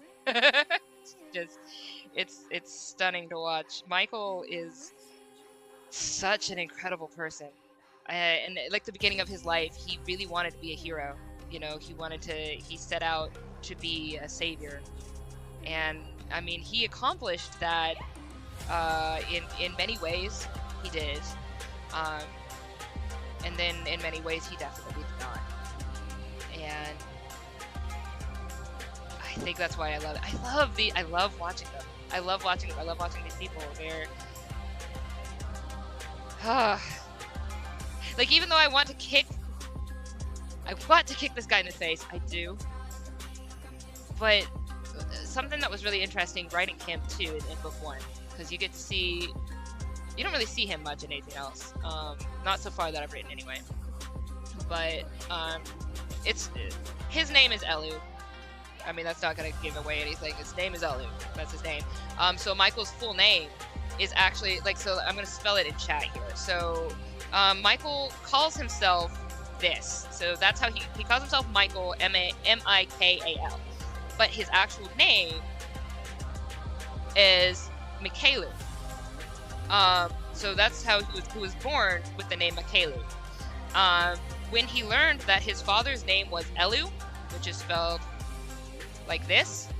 So when he learned that his father's name was Elu, he took Elu out of his name and just calls himself Michael. And so it's M-I-K-A-L, and that's how he goes by. An interesting fact, though, in the language of Riyadh, Ayala, his name means, like, Michaelu is a bright, radiant star, in a way. That's kind of like the meaning of his name. When you take Elu out of it, and you just call it Mikal or Michael, his name means like almost wanton radiance, like almost like destructive radiance, and it fits him very well. It's very accurate, because he does really become fairly destructive. It's just a really interesting thing. But he's an incredible person, and I love him very much. And then you've got Elu, and so interestingly enough, when I first wrote about Michael, like, okay, so I saw Michael first when I was 14. I'm gonna be 35 in like 3 weeks, so it's been a hot minute. But when I first saw Michael, and I first got to see his, did I forget how English? When I first got to see his story, I heard about, you know, Elu and stuff, and my own self, coming from a background where I don't necessarily have, like, I could have daddy issues. I have had daddy issues. I don't really have any issues now about it, but I definitely grew up in a very split family and, you know, dealt with that. So I know what it's like to come from, like, biologically, come from somewhere where you're like, I don't really want that in me. You know, I don't want to, like, confess that. I know what it's like to feel that way. So I empathized with Michael, and but then, you know, later, now that I'm not ashamed of where I came from, and I don't have any problem of who my birth father is and who my dad is, because my dad is my stepfather. I have no problem now. I don't have any issues about it anymore, and I'm cool. But like, I've learned that accepting where you come from and accepting your, like, you don't, like let's say your genealogies feel like they're cursed and you don't want to accept the bad of the curse of the generations before you, and so you just don't accept any of them. But if you reject them entirely, you also reject their blessings. And like, there are some really amazing aspects of myself that I got from my birth father. Like, my creativity and like imagination that just is whimsical and wild and connects dots in the weirdest ways, I got from him. And to just reject that entirely, you reject the good with the bad, and that's not right. Every person comes with good and bad, and not every person necessarily was meant to be a parent, which is unfortunate. But every person is a person. Every person had a beginning and is in their middle and goes to their end. And our journey hurts people around us as we do our journey. And sometimes the people it hurts is our kids. It just sucks. But there's still a true whole person there. And his journey is what even let me exist, you know? And I love that I exist, and I love how I exist, and I don't have any problem with who I am and where I came from anymore, and I don't have any problem with like, I'm not gonna take, I know how to not accept the bad over me and declare the bad over me. I know how to be like, okay, that's a thing that happened. I have my own flaws, and you know what? I can brush it off because I'm standing, I'm sitting, but because I'm still standing, because I am here, because I am creative, because I have overcome depression. Like, oh my gosh, because I love who I am. I love me, and I love that I exist. And you know what? Thank you for letting me exist. Thank you that somewhere in your journey, this happened. I like that this happened. I like it. I love it, actually. I love that I'm here. So, you know, like, I wanna do the good. I wanna take the good. I wanna believe the good and empower myself with the power that was gifted to me, the abilities and the talents and whatever that was gifted to me, and thank where it came from, and carry on like a champion, and know that if I can let them overcome their flaws in my life, I can overcome my flaws in my life as well. I have hurt others in my journey. I have definitely hurt others in my journey, and we've talked about this before. I have definitely been on both sides of the equation. I have been the one on the receiving end of bullying, and I have been the one who, whether intentionally or unintentionally, have hurt others. I can't say I outright bullied people, because that's a completely different genre, but I definitely acted out because I thought, you know, this would be cool, and then immediately felt really bad. No, I did. I did some awful stuff in my childhood that I heavily regret, and if I ever see them again, I will absolutely apologize profusely. Like, I can't explain it, and I will not excuse it. But I know that I've hurt them. And I know that I'm here now with a different perspective than what I was. And I'm not acting out of fear of who I want to be and not getting there, or trying to get attention. I'm not trying to do that. I don't feel the peer pressure anymore, but I did, and I know what it's like to. I know what it's like to feel the peer pressure. I know what it's like to have this wild thought and act on it. But like, yeah, no, we do things when we're kids. We don't pull punches. We don't think about consequences. It's like, we do things. We say things that just are mind-blowing. Like, what? And they stick with us. They stick with the other person. It's insensitive and it's awful. and I don't like that I did it, you know.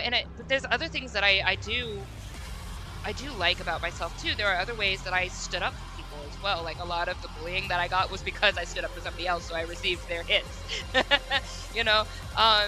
But then there are just other things where, like, I don't know. Like, where was your brain at? What did you huh? Like, I thought you were raised better than this. Like, I don't know. But I know what it's like to want to fit in. I know what it's like to do stupid junk because you do. And then I know what it's like to overcome it. And I know that you can. And I want to stand here as a testament to that. You can. That people know who you were doesn't have to be who you are, and doesn't have to be who you'll always be. And yeah, there's that. but oh yeah, I did this because of Elu. That was because I was actually talking about this guy. So when I was writing about him, when I first started, I thought I don't want to deal with Elu. I even thought I wasn't even going to write much about him. I thought it was just going to be like, look, I'll just write the novel and I'll just kind of brush by him, and just deal, just get him out of the way because I don't want to deal with him. But he's obviously a very pivotal point of the story. He is the reason why Michael exists, and as I started writing, I got to see some of his horrible stuff that he would do, and his horrible personality, and I hated it, and I still want to kick him in the face. But I saw something else too. I saw how he could have been. I saw him as creative and musical. He's very musically inclined. He's gifted in it. I saw him as somebody who could have been an incredible like empathizer. He understood emotions very, very well. He was just sadistic about it. But like he was just, I guess, not even sadistic, just conceited. Sadistic isn't even the word. The one who was sadistic was definitely his friend. But Elu was more just conceited, just very full of himself. But I could when I was writing him, you could see, like I got to see the potentials of who he could have been if he just chose to not do that. Like I could see where he could have been good, and that was such an interesting, I don't know, moment for me where I was in love with who he could have been. So like something about like for instance, when I'm acting, I fall in love with the character that I'm acting. So I'm very method. I'm method adjacent when I act. So I take on all of their emotions and all that, and I become them. Like I take them on, but it's like they have their own personality that I know isn't me, if that makes sense. Like I wear them, or they allow me to be them. But like I can't act out a character that I don't fall in love with. I can't, and that's really the same with me in writing. I can't do justice to a character, writing a character, if I don't fall in love with them, and if I don't find something to fall in love with about them. It doesn't mean that I excuse them by any means, because I will kick this guy in the face with a steel-toed boot if I got a chance, hands down. But I found something to fall in love with. I found something that was beautiful. And it was a bizarre emotion to go through when you see someone who's wicked, but you can fall in love with something about them. I think in Ender's Game, for instance, Ender talks about this. He said, the moment that I beat somebody, it's because I've fully got to understand them and fallen in love with them. And it was like, yeah. Like he was, Ender was he became like the general of this army, like this intergalactic army as like a young kid. So Ender was very gifted in strategy, and he was like, I defeat my opponent because I fall in love with my opponent. Like I know them. The moment I know them fully is the moment I beat them. And it's a bizarre truth, I think, that comes with, hey Ted, it's good to see you, but that comes with talent, or not even talent, what is it? It just comes with creativity. It's a bizarre moment that comes with creativity, because he's creative as a strategist. Ender in Ender's Game, he's a creative strategist. That's definitely his creativity, his savant. And for me, it's storytelling.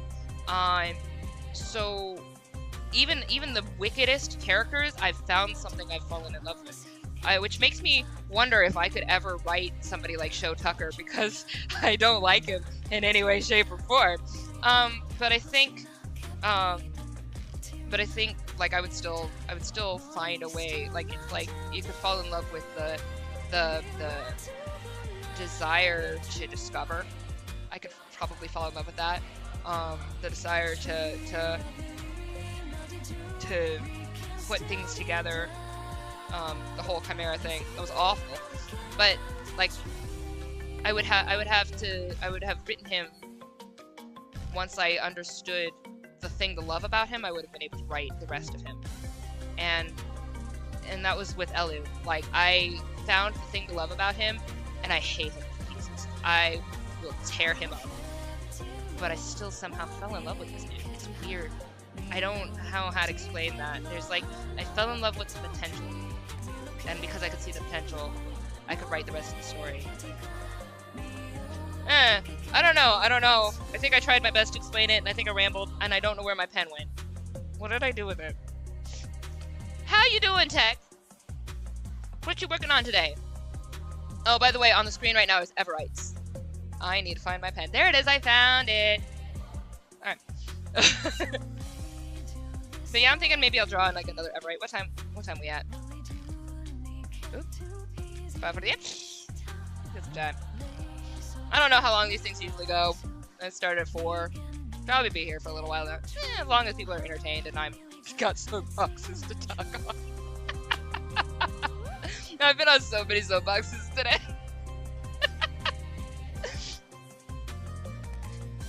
Oh, and Tech, this is Michael, which I feel like I should probably, hang on a second, let me do a thing, because it's driving me nuts. Let me resize canvas. Let's go by, let's do it by pixels. Let's do it by pixels. We're gonna do 50 more pixels. Wait, I literally just typed 50 like an idiot. I'm smart. 300.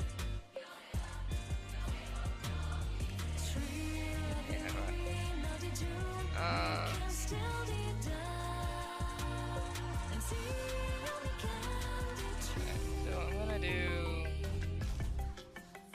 this, and we're gonna do this.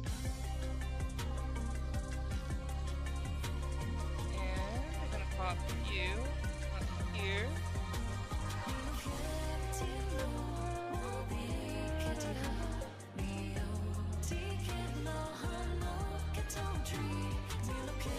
There we go. Yeah, that was driving me nuts. I just didn't like not having a border. Okay.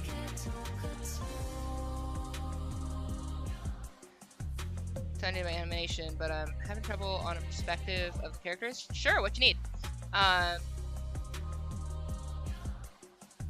Being able to draw a good character head and face, and then can't draw the body right. What you trying to do?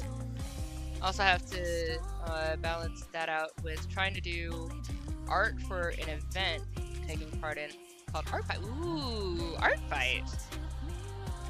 I might be able to help you out, give you an idea on a perspective thing if you want. What you got? What you got? What you got? I'm gonna give you some ideas.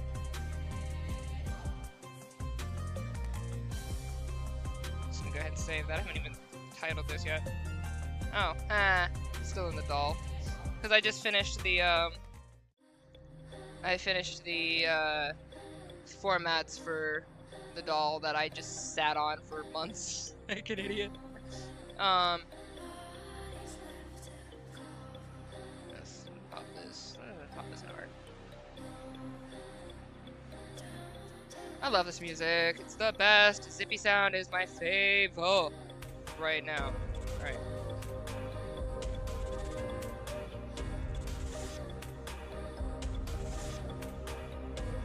Seen in a restaurant booth?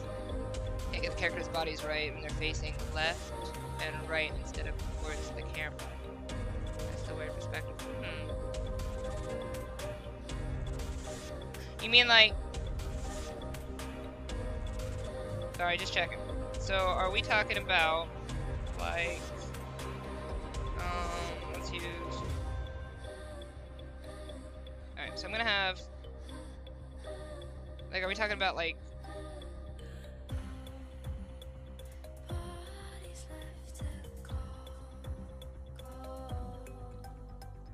Like, this kind of left and right?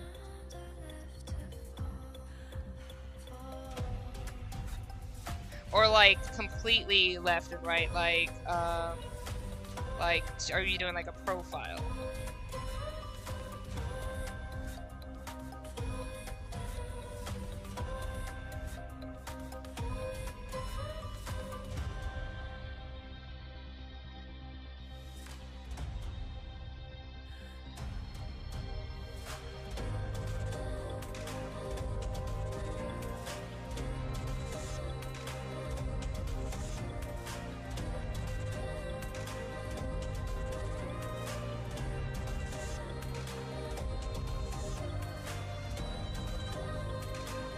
Are you doing like more like a profile picture?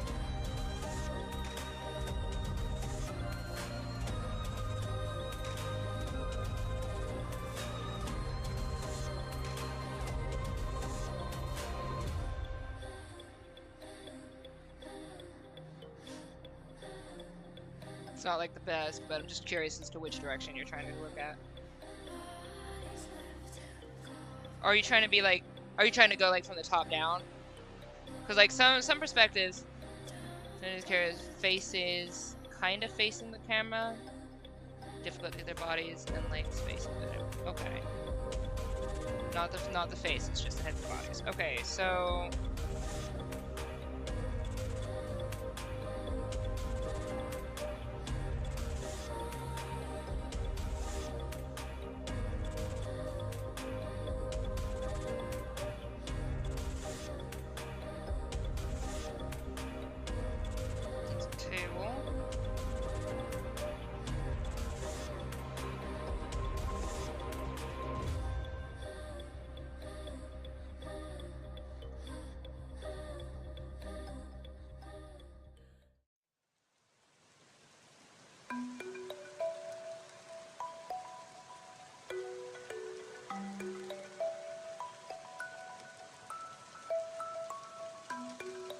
sorry, I kind of forget how I want to do things. Okay.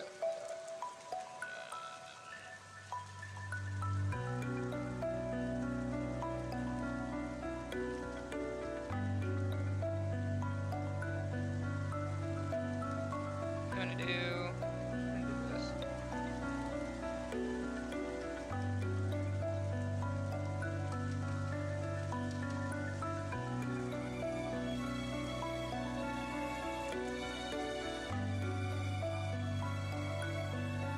So kind of like facing a little bit away, like this, or do you need it like fully away? So let's say we've got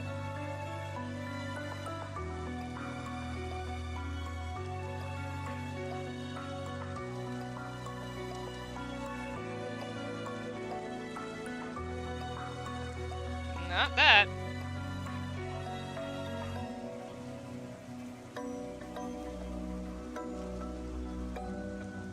Let's just scratch this for a second. Hang on, go put up this real quick. Pop you, go down. Let's go.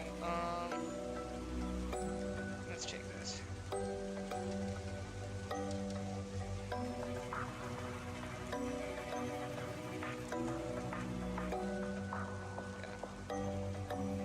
So we're gonna take this. So we're gonna take. So I'm gonna take you. And maybe shutting it off for a minute.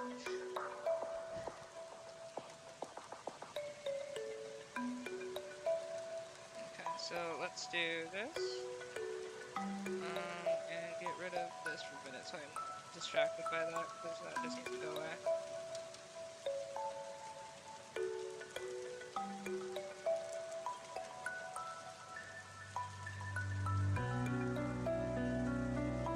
Very good with perspective, that's fine. We can just figure it out together. So you know that their shoulders are going to be a little bit higher. I don't know what they're going to wear. I'm just going to do this for what they're doing. So we're going to do this here. Let's go about like that. Yeah, that's about right. Let's take this entire picture and bring it down a little bit. See everything, because I don't know what I'm doing really. I'm kind of just creating as we go. Alright.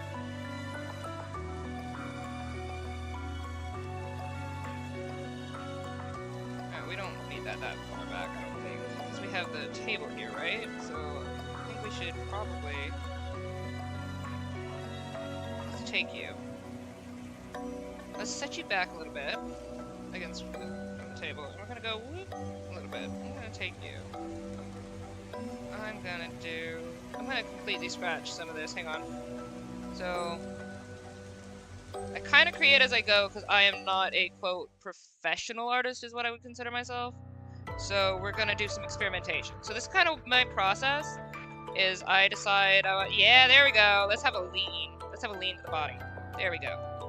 Alright, so then let's bring his shoulder down. Yeah, let's do, I like that. Okay, so we're gonna have like a body lean. Okay, and we're gonna do, we're chilling, right? So we have just got a chill vibe going on at the table. And we're gonna do this. There, you got your elbow on the table, we got this going on. And you got like a hand or whatever. I don't feel like talking about the hand at the moment. We'll get there. Alright, so there's that.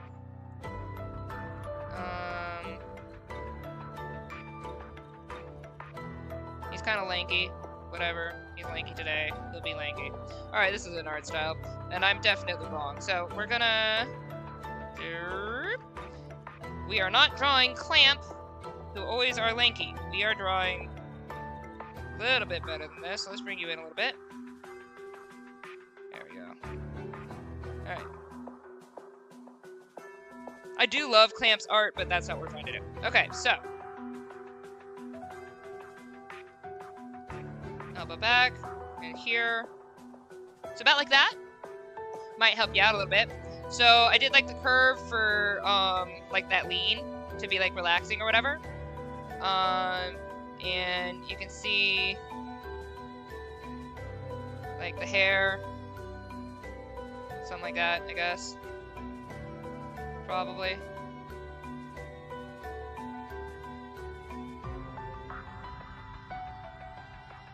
There you go. That might help you out a little bit, maybe. You got,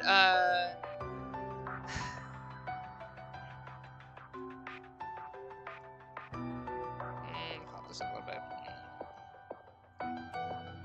Not that. Ooh, I hit the wrong button, that's why.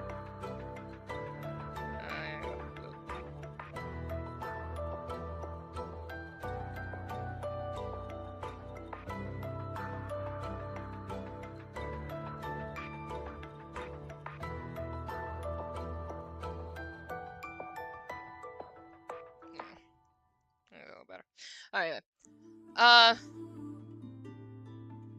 Characters as they have a lack of neck.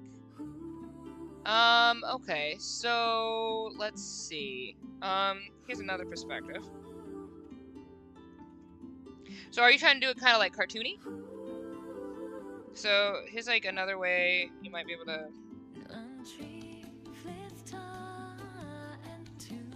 So let's say we've got. I'm gonna do this, and this, and this, and call that a bag. Alright, so that's your face. Oh shoot, I put it on the wrong layer like an idiot. I'm smart. I love myself. Okay, let's put this here. There we go, boom. Okay. So. Alright, so here's this, yay. Alright. So you can do it like more like a toon way. And then we can do, if we want no neck, really. I don't know if are they wearing armor? A few from games of Bloodborne, Hunter Security. No, they don't have that. Okay. Well, okay. Let's do this. Let's do it. Let's do it cartoony. Let's do.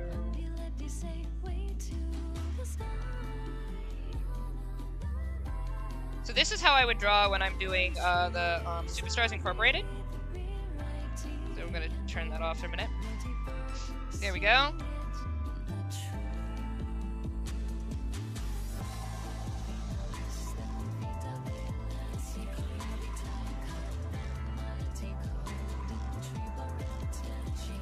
So I kind of do, I guess, like that in a way. Let me get some of this off of the screen. It's got a little bit too much going on. Hang on. Get up. There we go. So, so when I did Superstars Incorporated, I didn't use necks either.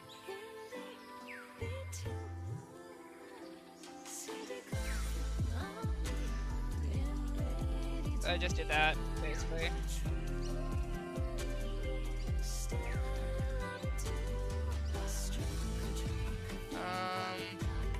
And I guess we were trying to do like, let's see.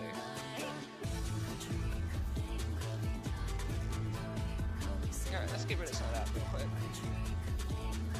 Need all that going on. Alright, and then we don't need that to be that pretty. Just bring you down a little bit. That kind of help a little bit? Rather than with the neck, it's much more just no neck, meaning weird shoulders. So you can also do shoulders like this.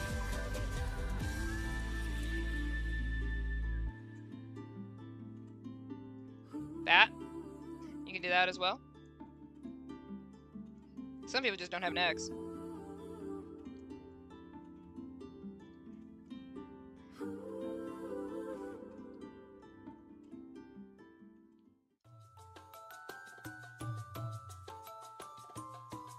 Alright, so we're just gonna not worry about your... There you go.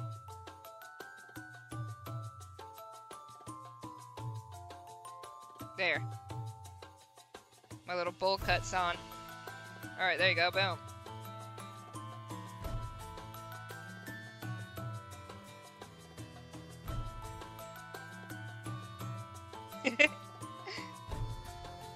I'm having fun. Alright.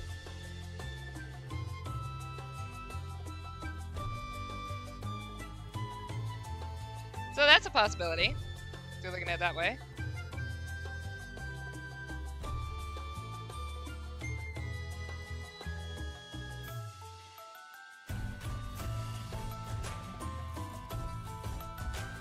So then you just gonna like arch the shoulders up like that, and then this one has to come up like from like kind of their a little bit like around their chin, because you've got the neck in the way, or the not the neck, the chin in the way, face in the way. So you can do that.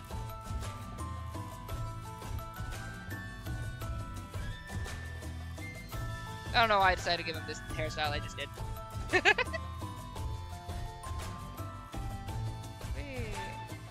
Wee.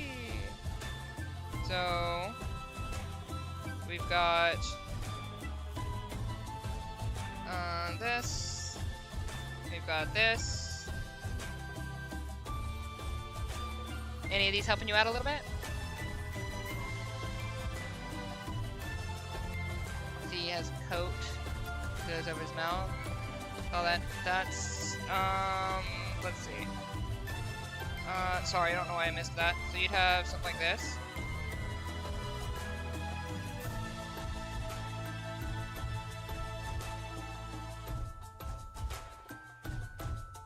Okay, so let's do.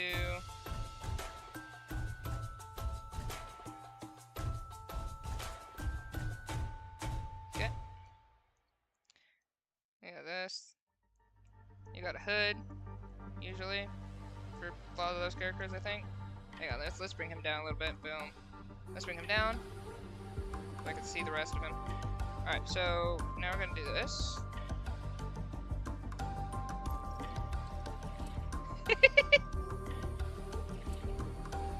The face and the legs look very, very lanky when you go in from under the booth. Okay, sure, I can help you out with that.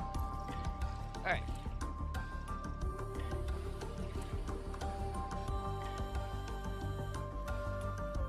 Actually, what I'm gonna do here is I'm gonna do this. Hang on a second. Let's get rid of that. We're gonna put this on another layer, because I want us to be able to see what's going on. So let's do this. Let's shake you. Let's go boom, and let's bring you down. Let's see what's happening. Alright, so now we're gonna take this little bowl cuts on.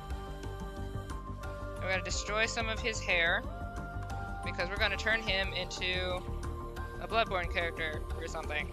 Ish. Alright. Alright, so here we're going to take. And you need to see his legs, right? Let's do here real quick. And bring you up a little. Let's see if we can see your legs. Well, let's start with the hood first, and then we'll see his legs. Okay. So,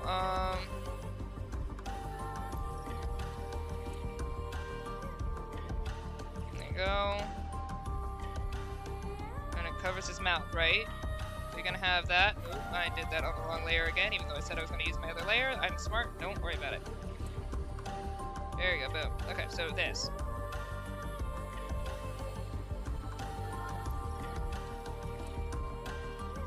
Okay. Well, looking from the top down, it might not cover his mouth because I'm doing this, but you can kind of get the gist. Okay. So then we've got. What the heck am I doing? I'm thinking about his whole hair, which I just destroyed. Okay, so that's your hair now. Alright, let's get this up over your head. Okay, so then you're gonna have like a little bunch up thing.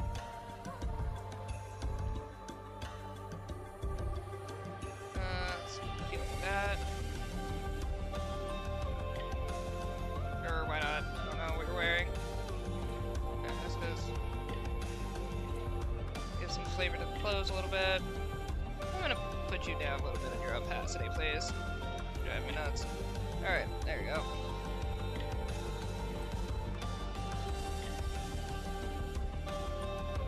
Alright, there's that.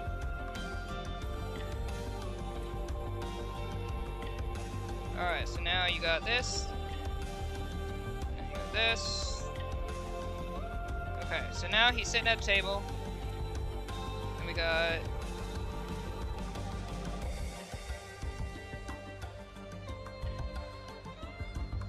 this guy sitting at a table doing a thing. There you go. Okay. Now let's go ahead and shut that up for a minute. Alright.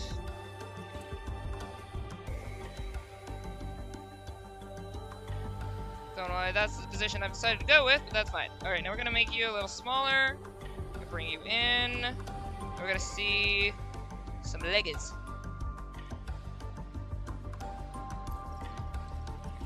Putting a painted background I made so you can't even change the background either. Hey, you got this. Alright, so I'm gonna lift him up a little bit. And let's see if we can see what's going on under the table, I guess. Alright, so you got, here's a booth, right? So you got the back of the booth. However you want to back the booth. I guess we'll do this height.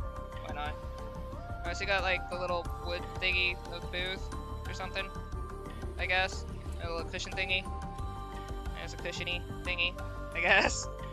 Sorry! Again, art, not my forte. That's fine though. I can give you doodles. I can do doodles for you. Alright. Let's do that. Ooh, let's see if we can fix that a little bit. Okay, so we're gonna have the seat is here, right? This is about where CDB, right? Something like that. You're gonna have this. You're gonna have the cushion. You're gonna have the wood, right? Okay. You got cushion, you got wood. Something.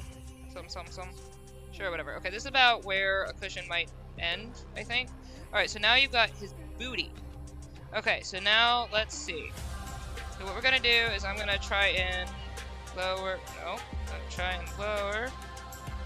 the opacity of that real quick so we can take a look at his leggies. Alright, so his booty, let's go ahead and do that up here.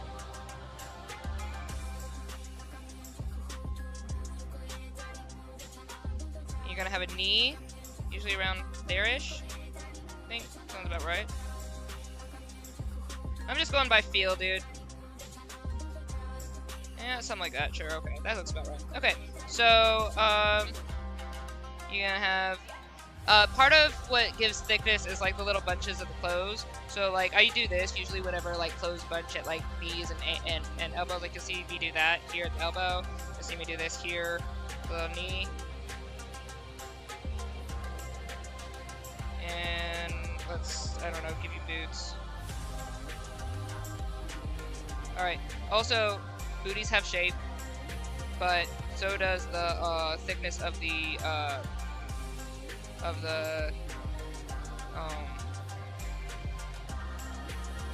booth. So it depends on how, like if the booth is like really soft, it's gonna bunch up over it. But if the booth is kind of hard, you're gonna see more of the shape of the thigh and boot.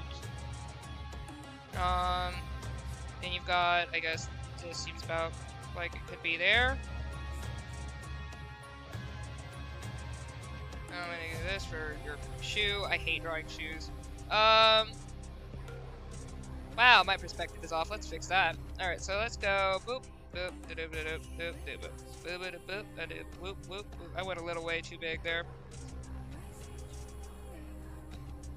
Alright.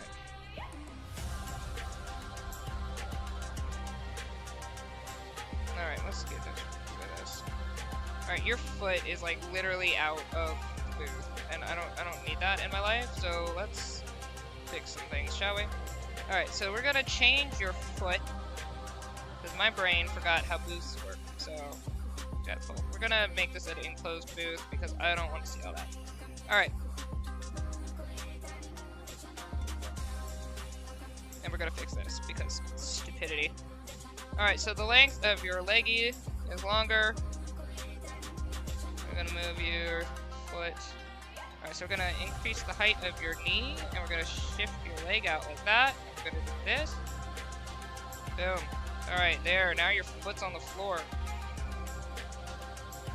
Jesus. There you go. Floor foot. I like floor feet. Alright, let's go ahead and fix that just a little bit more. Get that up. No, not that. What's happening? Not that. Yeah, there you go. Alright, something like this, to this degree. Help at all? Am I helping?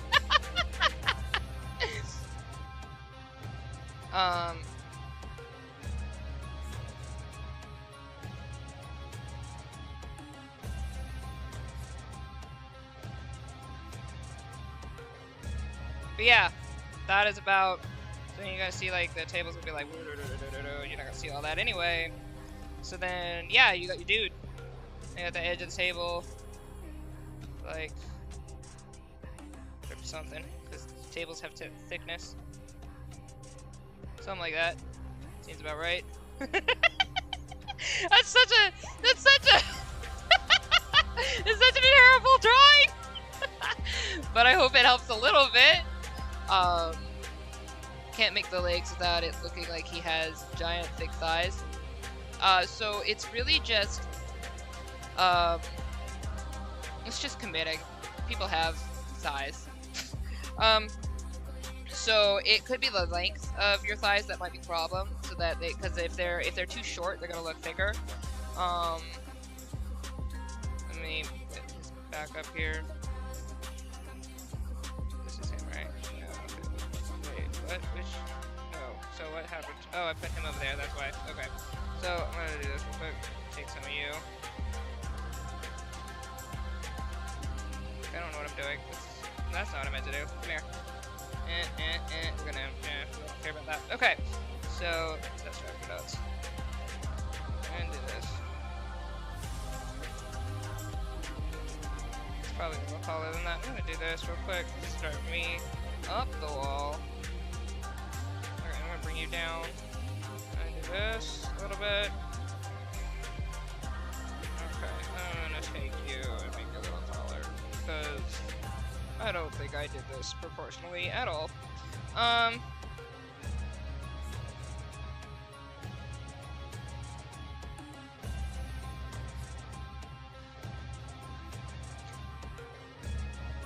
So let's take a look at one more layer. Let's go here. I'm going to change your opacity down. And I'm going to take a look at the thighs. So here is a body.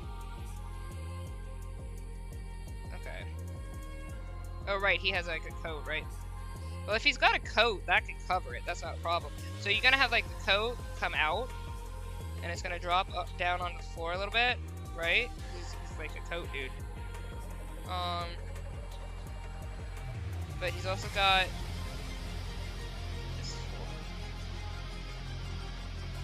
So coat can be like this. Whatever. Not coat-esque.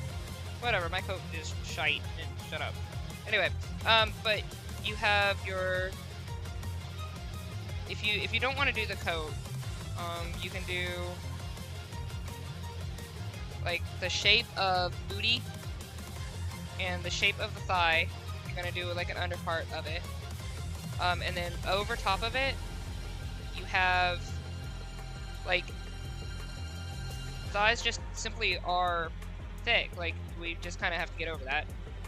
Like you don't want them to be too lanky, but you don't want them to be like it depends on what you're doing. Like if you have a problem with them being too lanky, you have to commit to it being thicker. And sometimes like our perspective of it, we think it's too much, but if you finish the picture, it's actually better than what you think it would be.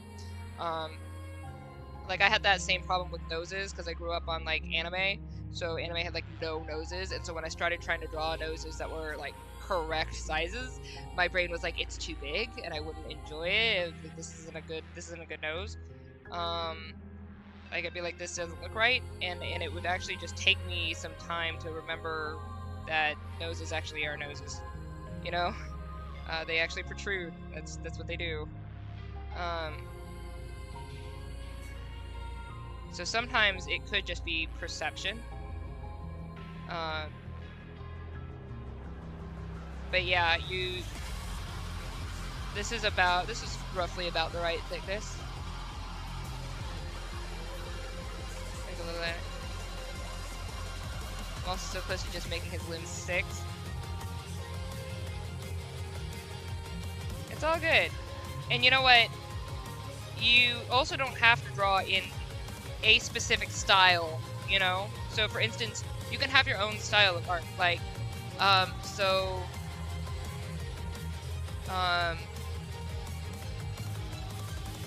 I have, like, obviously you guys have seen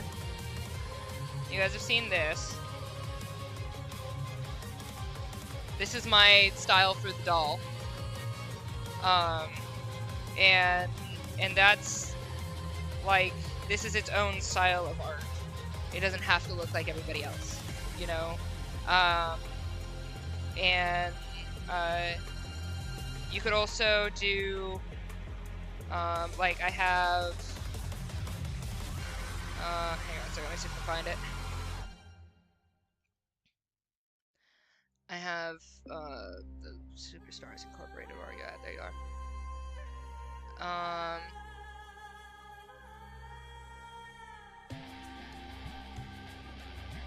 Season 2. Man, I really wanted us to be able to finish Superstars Inc.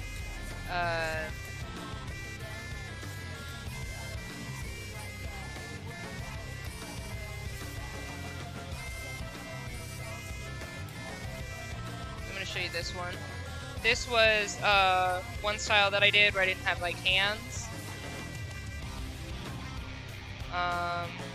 Or when I did, they were like this. Or we'd have something like this. This was for Superstars Incorporated.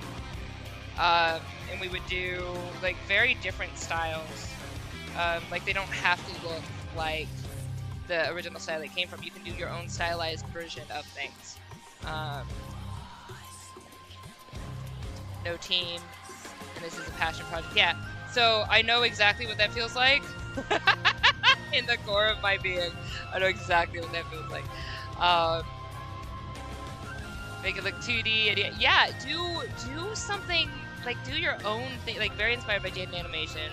It's a good thing to have inspiration. It is.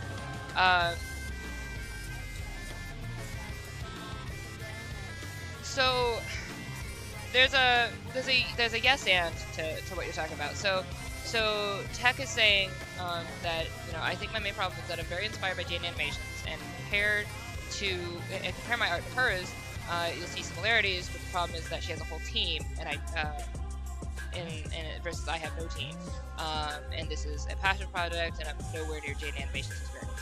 So yes, this is valid. You can do a lot more with a team than you can do on your own. That is entirely valid. So I did, because of that, I actually came up with my similar style for Superstars Inc. back when I was trying to do that. I did get that done for a good amount of time, and then it's just gone. Like, we will reboot it at some point in time, and I want to make it an animation because the story is great, and I have 5 seasons written out. But I want to make that an animation. I want to get an actual team on it, whatever. But I can't do it by myself. Just end of story. But because I did tackle it, I came up with a similar style. that really worked and that I've taken ownership of. I really love the style of art, even though it's like different, kind of bubbly, and it's not like it's not like this or this, you know. Um, but so yeah, it's worth it doing something simple or simpler or simplifying something. But it's also, the inverse of that is it's also worth challenging yourself in time, like in certain time, like tastefully think about it. Like, I think if you're doing a huge project like this, like what it sounds like you're doing, do the simple stuff that you can be simple but be good at it. Like just do, like, commit, and love what you do. If you're not in love with what it looks like, if you're not sitting there going, man, I would really love to see this myself, I'm really happy with this, then take the time to upgrade it, because it is your passion project. You're not gonna feel great about it if you didn't feel great making it. Does that make sense? So even if it takes a long time to make, you're gonna feel better about it taking the time, if that's what you wanted to do. But I think if I was in your spot, I think what I would like to do, with doing, like, if I was trying to get my own anime, because I did try to get my own animation done before, and it was a lot, and it was just way too much for me. I tried to animate Desmond Death Flores, and I cut corners on the art, and I was actually happy with the cut corners because it was stylized, so it was like a really cool, like, simplified art, and I really liked it. But even then, it was just too much of an undertaking for me. I don't enjoy art in the first place. It was so weird because I'm doing an art stream, and I know it's weird. Every time I say it, I know it's weird. I enjoy doodling and getting concepts down. I don't enjoy doing the full-blown, detailed, finished product thing. I just want to get the doodle done. I want to get the concept done and get somebody else to finish it. Like, I don't want to do all that. I don't enjoy it.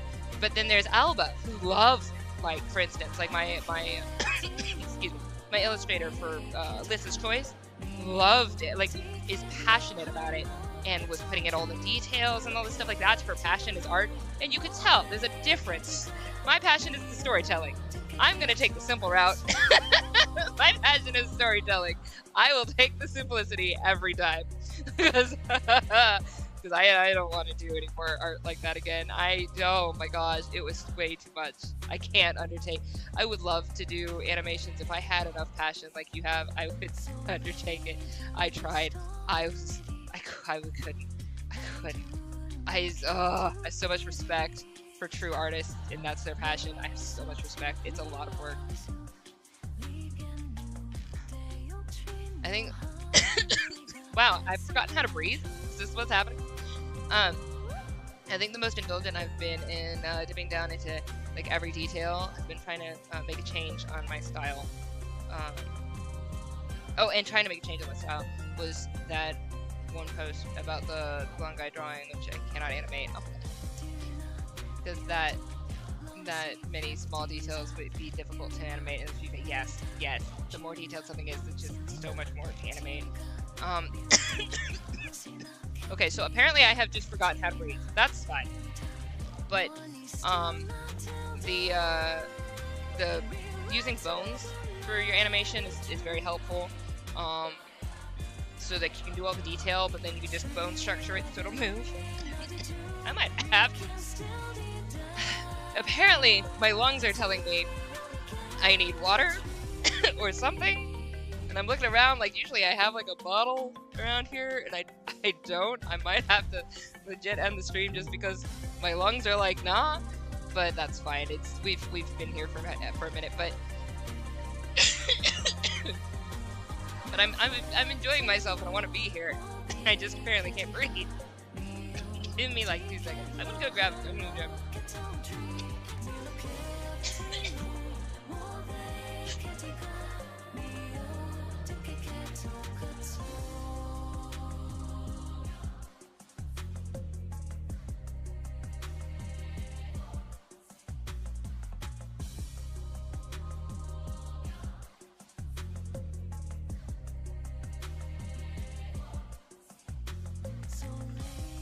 Sorry. Oh, I didn't put it in. I never. Yeah, okay, so that was weird. I was just like, wow, could not breathe for reasons I don't understand. Anyway, so there you might have some good fortune in Blender pen, pencil. You know what I'm talking about? Like you could draw it in the 3D space and have it move that way. That's a possibility. That's a whole other skill set to learn though, Blender. And then there's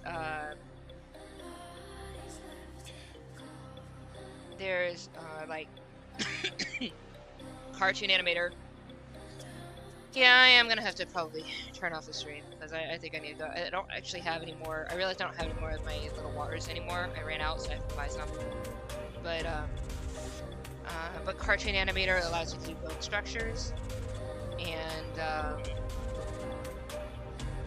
that helped. Like I was able to at least get movement done after doing a detailed picture. But yeah, just animation in general is just a lot. It just is, and people who don't understand that and try to hire artists to just do art, or could you just do a like 5 seconds or 10 seconds? All I need is 12 seconds animation, guys. A 12-second animation is a lot. Yeah, it's a nightmare. Oh yeah. So well, I would say you probably have better luck with the pencil tool. So let me see if I can actually find it real quick. Because there is a I would say the video I'm gonna show you is not my favorite. It's a great video to watch, and it makes it look really easy. Hang on a second. But it's not really my favorite tutorial, and I don't really know who's gonna be my favorite tutorial yet, because I haven't found somebody like Grease Pencil. That's what it's called. But I really like this. What was it? The juice ball? Yeah, there it is. So Dodos. Hang on. Pop this in here. So this. So he did that juice box, and I actually did the juice box from the video. I actually practiced that. It was just a lot to follow. He's good at showing, but I've gotten my most I've gotten the best detailed instructions, like people who are, you can be gifted in a talent but not as gifted in teaching. Somebody who's extremely gifted in teaching Blender and just 3D design in general is Maker Tales.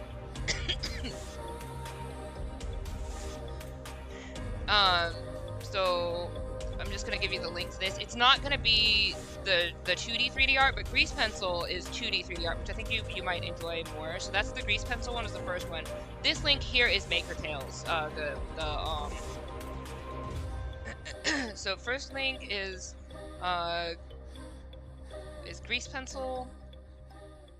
Second link is Maker Tales, and I actually took the Maker Tales class, and I can attest to that. I learned and retained how to use Blender from that. That was worth it. I did the tutorial videos that are free on YouTube, but I actually paid for a class with him, and it was worth it. It was worth it. It was like $100 maybe. Best 100 I ever got. That was, I have a skill set now that I can use, like including the CAD program or CAD like software, and like so I can like actually do like 3D designs and know how to make them and stuff like that. So I'm really happy that I have that skill set. It's basic for me because I didn't go into it further, but I have that now. And he teaches really well. He is a teacher. He is a gifted teacher. So I highly recommend it. If you want to take a look at Blender, highly recommend it. Most people who try to go into Blender have done the Blender Donut. I did also do the Blender Donut. but Maker Tales. If you want to get into any kind of 3D modeling at all, Maker Tales. He is familiar with more than just Blender, and he's very good. So just highly recommend it.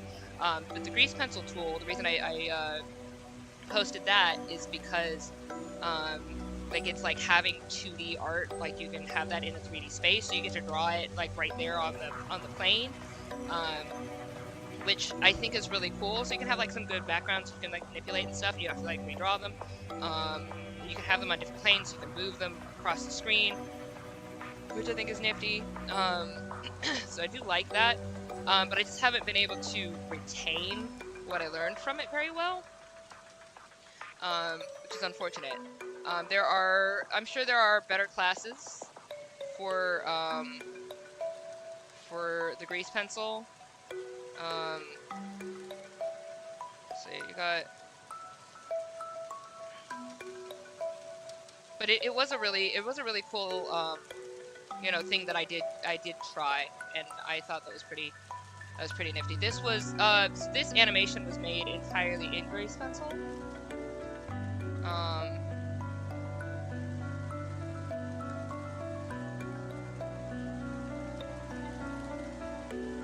Let's pop this here.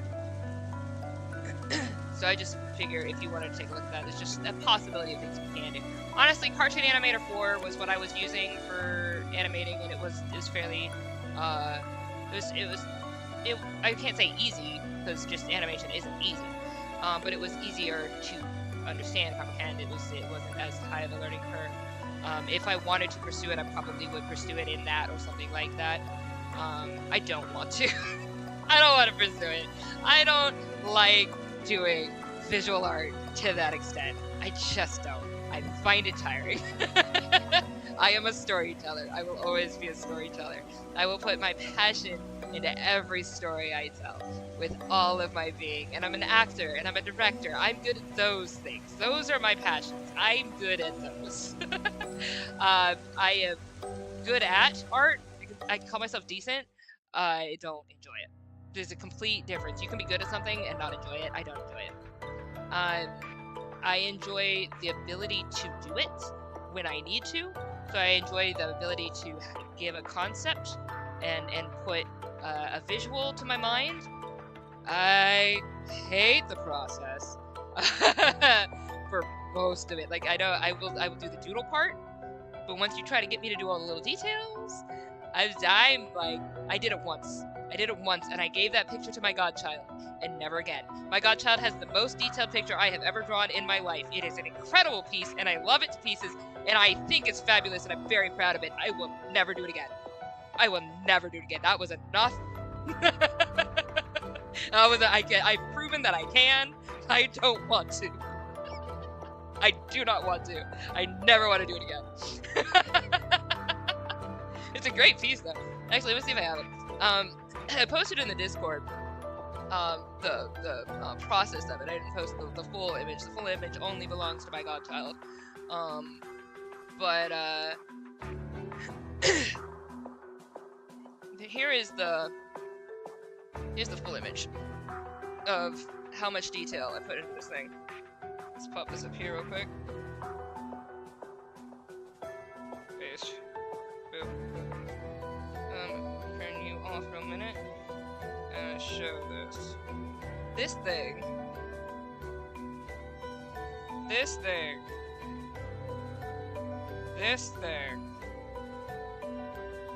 Took every ounce of my sanity to make. There we go. Alright, I'm gonna zoom in on this. So this, I called Noble Cats. And I love it. I love it to pieces. I think it's great. You take a look at any section of this, and it is heavily detailed. So I detailed all of this. I detailed all of their outfits. The little kitten, the little toys, the box, everything in here. It's the floor. I mean, there was even more detail into the floor when I was done with it, the finished product. Her outfit. All of the tapestries. They all tell a story. Like, these are like the dancing cats here, and like you got the sun and the moon and the stars, you got the wind and the rain. You got detail on the mirror here. You got the detailed wardrobe or closet or whatever. These little tapestries here, again, they all tell a story. They're all done in their own design, like, so you can tell that they have like there's storytelling in this. Like, you can see, like, this is part of their history. You can see that in every bit of this. There's story, and I'm proud of it. I'm very proud of this piece, and I'm very happy that I gave it to my godchild. I'm very happy that they have it. I love that I did it. I will never again, ever again, do this. This took so dang long. I will never again do it. Never again. I love it. It's a great piece. Never again. I'm very proud of it, though. I am very proud of it. I don't know if inspiration hits me to that extent one day, maybe. That's how detailed I am about my stories. I know like I was showing you guys earlier, I know all of the ages and genealogies of all 312 people in this one village that you guys don't even see half of them. And I know all of them by name. I know them by interconnections and who they're married to, who they used to be married to. I know the kids that they don't have in that city that are living in another city. I know all of that. I do that. I do that with my books. I do that with my writing. I am that detailed. Every tiny minute thing. I will not do that for art. That is not my passion. I will do it once in a blue moon. Once in like maybe 10 blue moons. Never again does any part of me want to do this again. It's just too much. Hey, John! What's up, boo? How you doing? We just talking. We just chilling.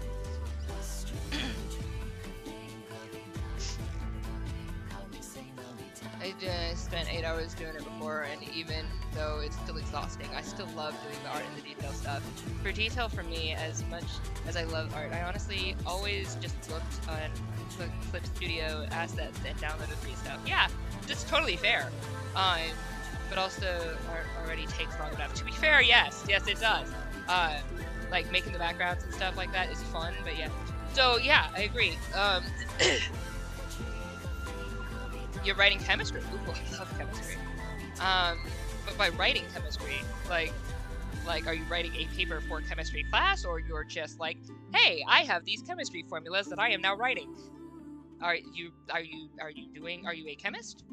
I'm very intrigued, actually. I really love chemistry. I actually memorized the entire periodic table of elements for a little while, thanks to a Tom Lear song, which I no longer have memorized anymore, which is sad, because I wish I did, because it was a great song. But, actually, post that song because you guys will enjoy it. I'll put it in the Discord too, but I'll post it here because we're here. But yeah, no, Tech, I can tell you're definitely an artist. You definitely are. Because you have that passion, that goes with art, that goes with the detail, that, like, enjoys that. Like, I'm not gonna say doing all that detail in my stories was easy. It wasn't. Yeah, absolutely not. It was really hard, and it was really intensive.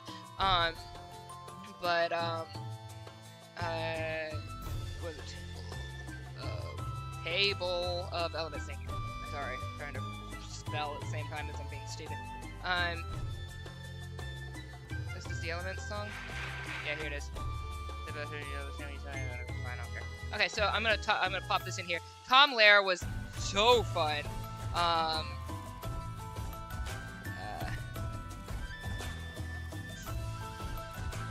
He was a very smart comedian. He did academic comedy, and I think you'll really enjoy it.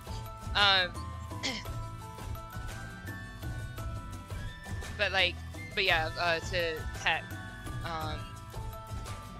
I think you will definitely. I think you will probably always be an artist, just like I will always be a storyteller, because, like, the word passion, the root word from it, originated from a word that meant suffering. So to be passionate is to have a willingness to suffer for something. And I am willing to suffer for my stories. I am willing to even do the art for my stories because I've had to. I don't want to, and I can't wait till I pay somebody else to do it. But I am willing to do the art. I'm willing to suffer through it because I am a storyteller. So when I do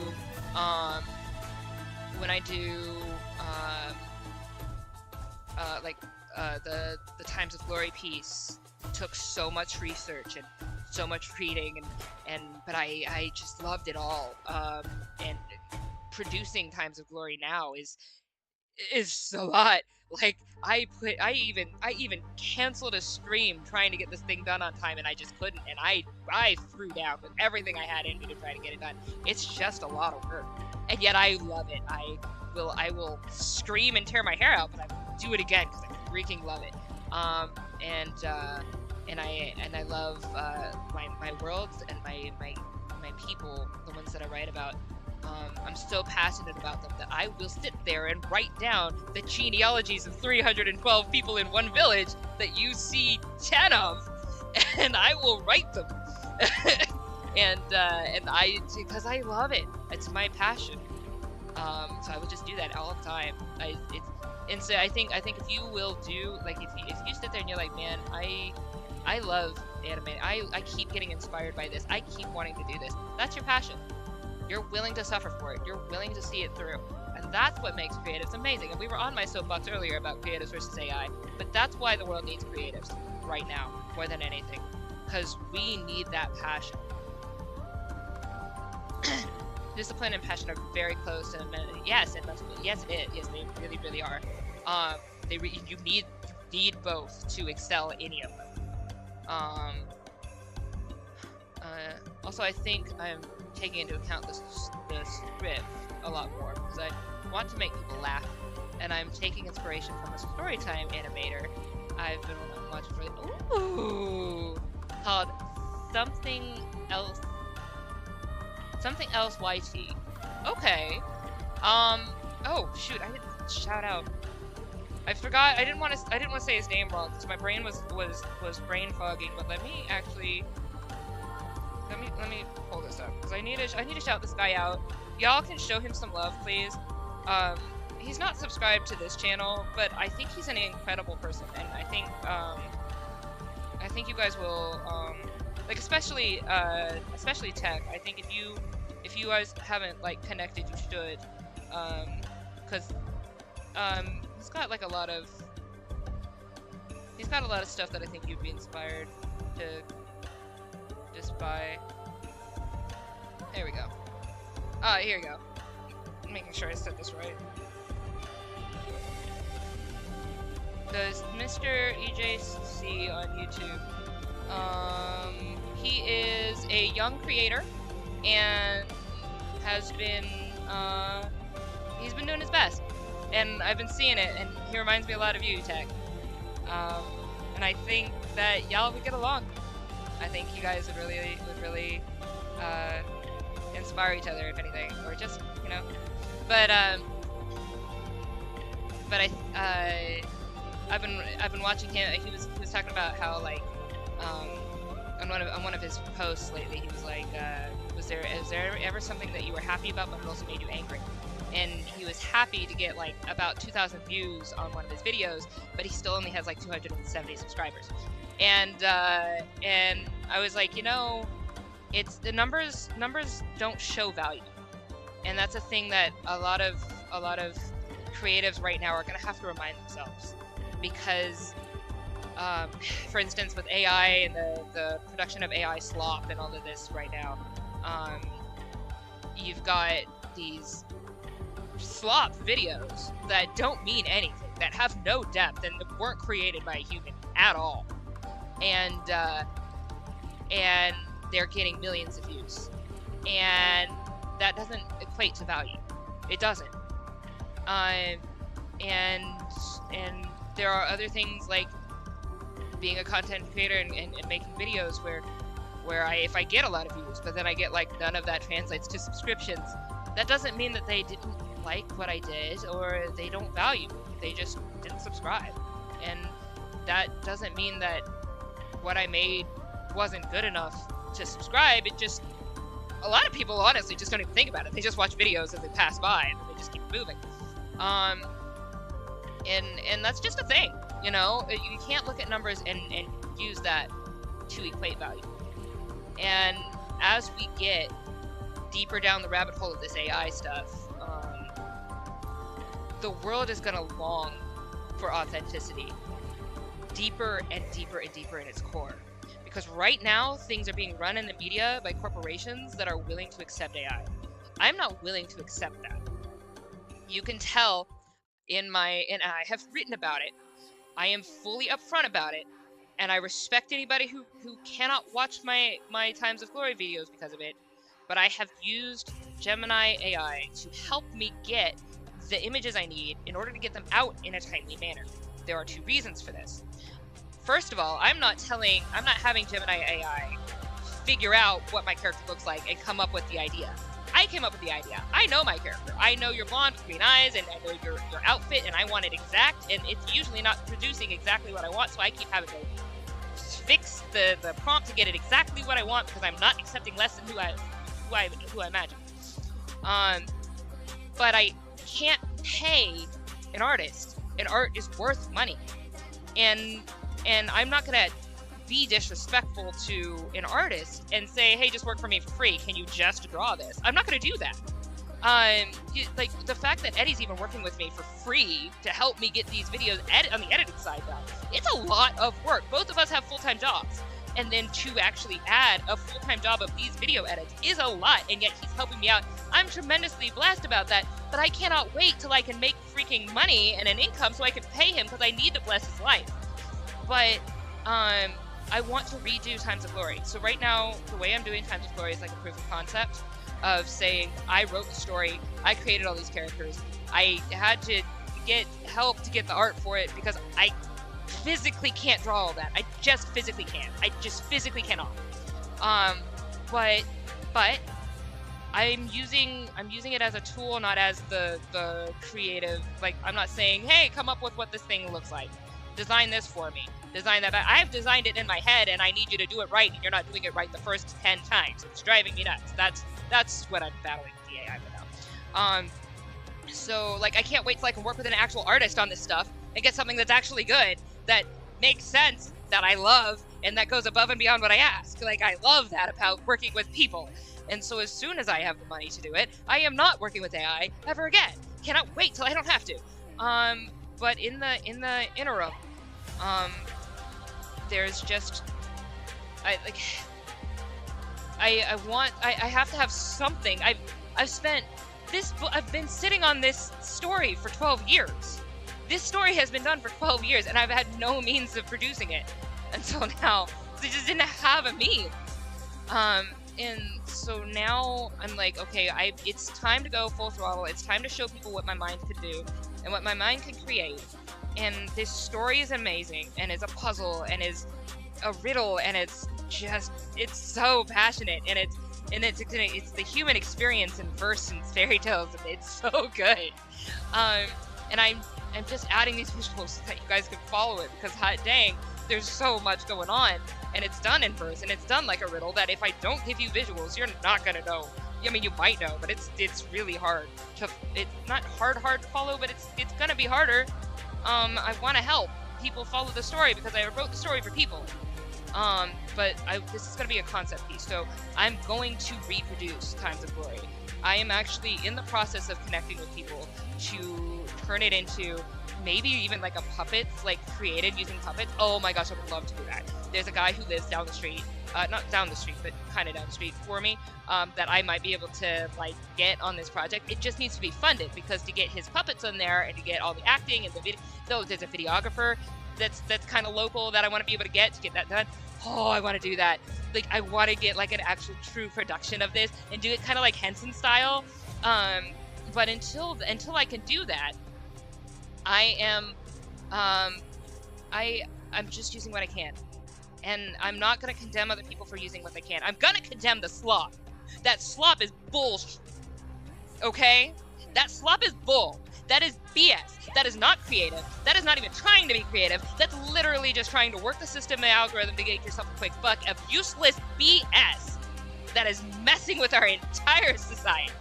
I hate that. And Duolingo, we talked about this earlier, Duolingo has been firing or letting go or not using talent, doing an AI first. I got rid of Duolingo. I was like, I'm not supporting you. I'm not supporting you. You have the money. You have the funds to do this. If I had the funds, I'd be hiring people. Gosh darn. Anyway.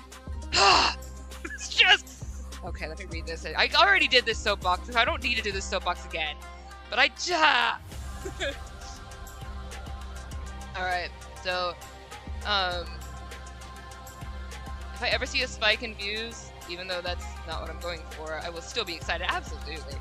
I think AI is stupid, and I'm glad that things like Nightshade are combating it. Yeah, I'm glad. So us artists need to stand up and combat this. We do not back down. We are the visionaries. We are the ones who create the future, not this BS. We are the creatives. We make the future. We stand, we do our stuff. People need us. Now more than ever, they need us. They need us to show them something greater than a prompt. Anyway. Like other artists have said, I need to get off this soapbox, but I can't.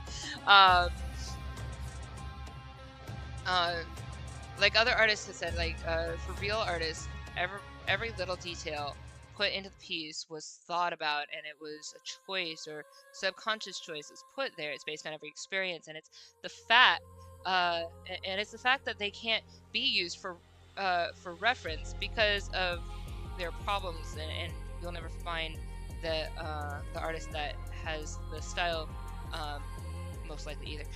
So that AI is stealing from other artists is atrocious.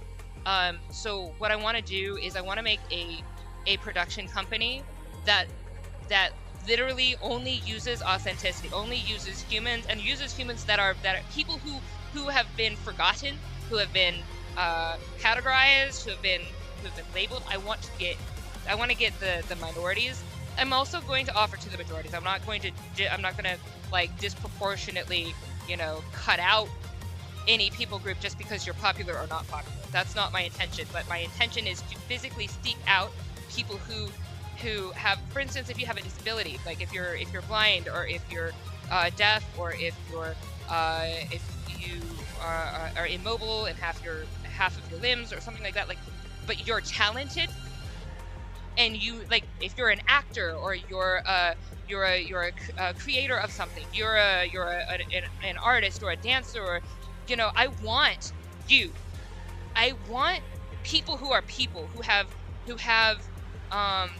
lives I don't have, and perspectives I don't have, and stories I don't know. I want them as my team, as like my core team, and I want to give them a place to be. And then I want regular, popular, accepted artists and stuff that have been cut out of their jobs because of AI and all this. I want them as my team. I want a team of people. I want a production company of people, of humans, of storytellers who come together, and we have a think tank and a group, and we make these stories. We make something incredible. We make something remarkable, and we change this world. Because people are going to need us. And there are other people like me. There are other producers. I've talked about this earlier, but there are other people like me. Other people who are standing up, who are saying, I want to make this kind of company. I want this to happen. There are other companies like that already out there, which is great. I'm not unique in that, and that's fine. I'm not afraid of it. I want other people to do that. If you have the talent and ability to make a company before me, make one. Please do. We need you. Our artists need you. There's no shortage of artists. I'll find my artists. We need you. And then DT. Also, Connie, I just want to ask what app I'm using. I am using Krita. I'm sorry it took me forever to get there. I was on a soapbox. I'm using Krita, which is Krita. It is a free program. You can use it. I'm also using a Huion tablet, which is like only a few $100, not even like a couple $100. I don't even think it's that now. This is a like a 13-inch Krita tablet. It is. Krita tablet, a Huion tablet, which is Huion. It's like Wacom but cheaper. And I'm like, yes, let's go, because I can't pay for a 1600 Wacom. So this is what I have, and it works fantastic, and I love it very much. I will attest that Huion is a great make. They have not let me down yet. I've loved what I've gotten from them. And thank you so much for the support, DT. I appreciate it. Thank you. So yeah, free programs you want to use for art, Krita, great program. Mute John. All artists hate AI. Yeah. I'm not, and I definitely hate AI. But I'm not delusional. AI art does look good, but the pictures are soulless. Yes. It's just a cool thing to see, and that's about it. Real art has passion, hard work, and time. It's very true. So something I've been looking at because I've had to dabble in it, I've had to understand it, comprehend it, is that I have to put so much detail to get exactly what I want. And then when I say what I want, it either meets exactly what I want or it doesn't quite. It never goes above and beyond, ever. And when I'm with Eddie, like we're working on video editing or something, and when I'm working with Alba, when she was doing like the illustrations for Liz's Choice, these I would give a prompt, and they would come back to me with something that was like, hey, what if we did this? And it would be like, oh, yeah, what if we did that? And then we do that, and we compound, and it inspires me with something. So I add to it, and we add until we get something that's up here when we started down here. That's art. That's creativity. That's what's fantastic about people. We go above and beyond. We can ask and imagine above and beyond. We're incredible beings. We can make masterpieces. I don't give a junk if that thing is pretty. Okay, fine. You made a pretty thing, and I'll look at it and be like, oh, that's pretty. That's fine. I've admittedly sat there, like I even posted on my Discord before. There was one of the things that was an AI gen art, and I was like, oh man, I like this design. I do. I genuinely liked it. I thought it was a good design. But that's just because, okay, so like the slop that comes through is getting views, right? People are curious. It's weird, it's new, it's different, it's stupid, you don't have to think about it, it's mindless. And so it's getting views. Is it changing their life? No. Is it shaping culture? Stupidly, yes, but not by the art, no. The fact that AI exists is shaping culture, that's being a stupid butt. But the image itself, the video itself, no, it's not. The content of that is not changing lives. It's, if anything, it's making it worse. But then you see true art, you see true storytelling, and that junk can stick with you. Luffy popping out of that barrel actually helped instigate a ton of stuff going on in my life that accelerated me. I took Luffy's story and said, I'm gonna excel myself, and I'm gonna dream bigger than what other people think I can do. What anybody thinks I can do, I know I can do. Like, to have a company that overthrows Disney is an insane statement to make from somebody who is sitting in a barrel right now.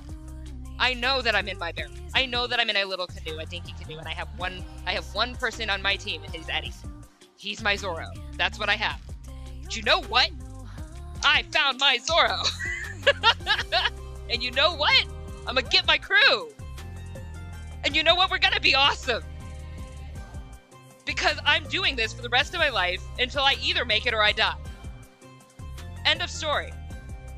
There is no alternative. And it's because I got inspired by other stories that inspired me, and that were inspired by other stories that inspired them. Art is amazing. Art shapes the world. Truly shapes it. Art rewrites it. We need art. We need creatives.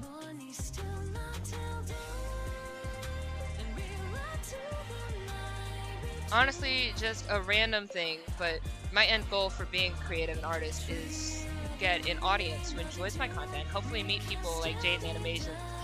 Yeah, and the album's out. Oh, that would be wonderful. And also never use AI. Yes. Yes. Yes. I love it. Tech, you already came in originally with so much passion, and I commend it. Please keep it. Please never lose it. Never lose your wonder. It is, you have have such a good passion, and it's so clear. And even when things get down, you still can't deny who you are, and I think that's great. And I hope you can do that. Definitely gonna be following that. Might recommend it to other people too in the future. Yeah, it is.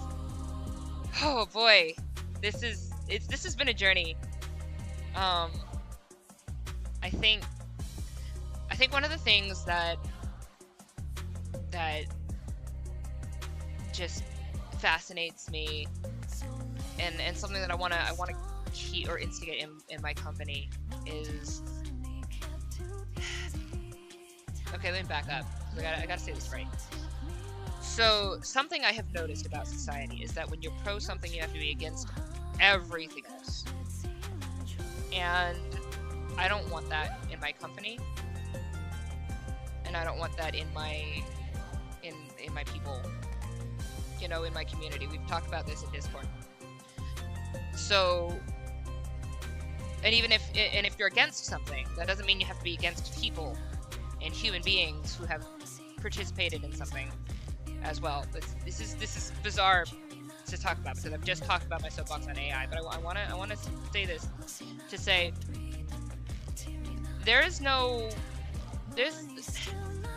I don't think there's like any particularly ethical way to use the AI that is now available everywhere, because it has stolen already from a mass amount of artists. So there's literally no way to use AI without stealing, because it's already been stolen, unless somebody will create an AI generative thing that is only and solely trained on people who have been paid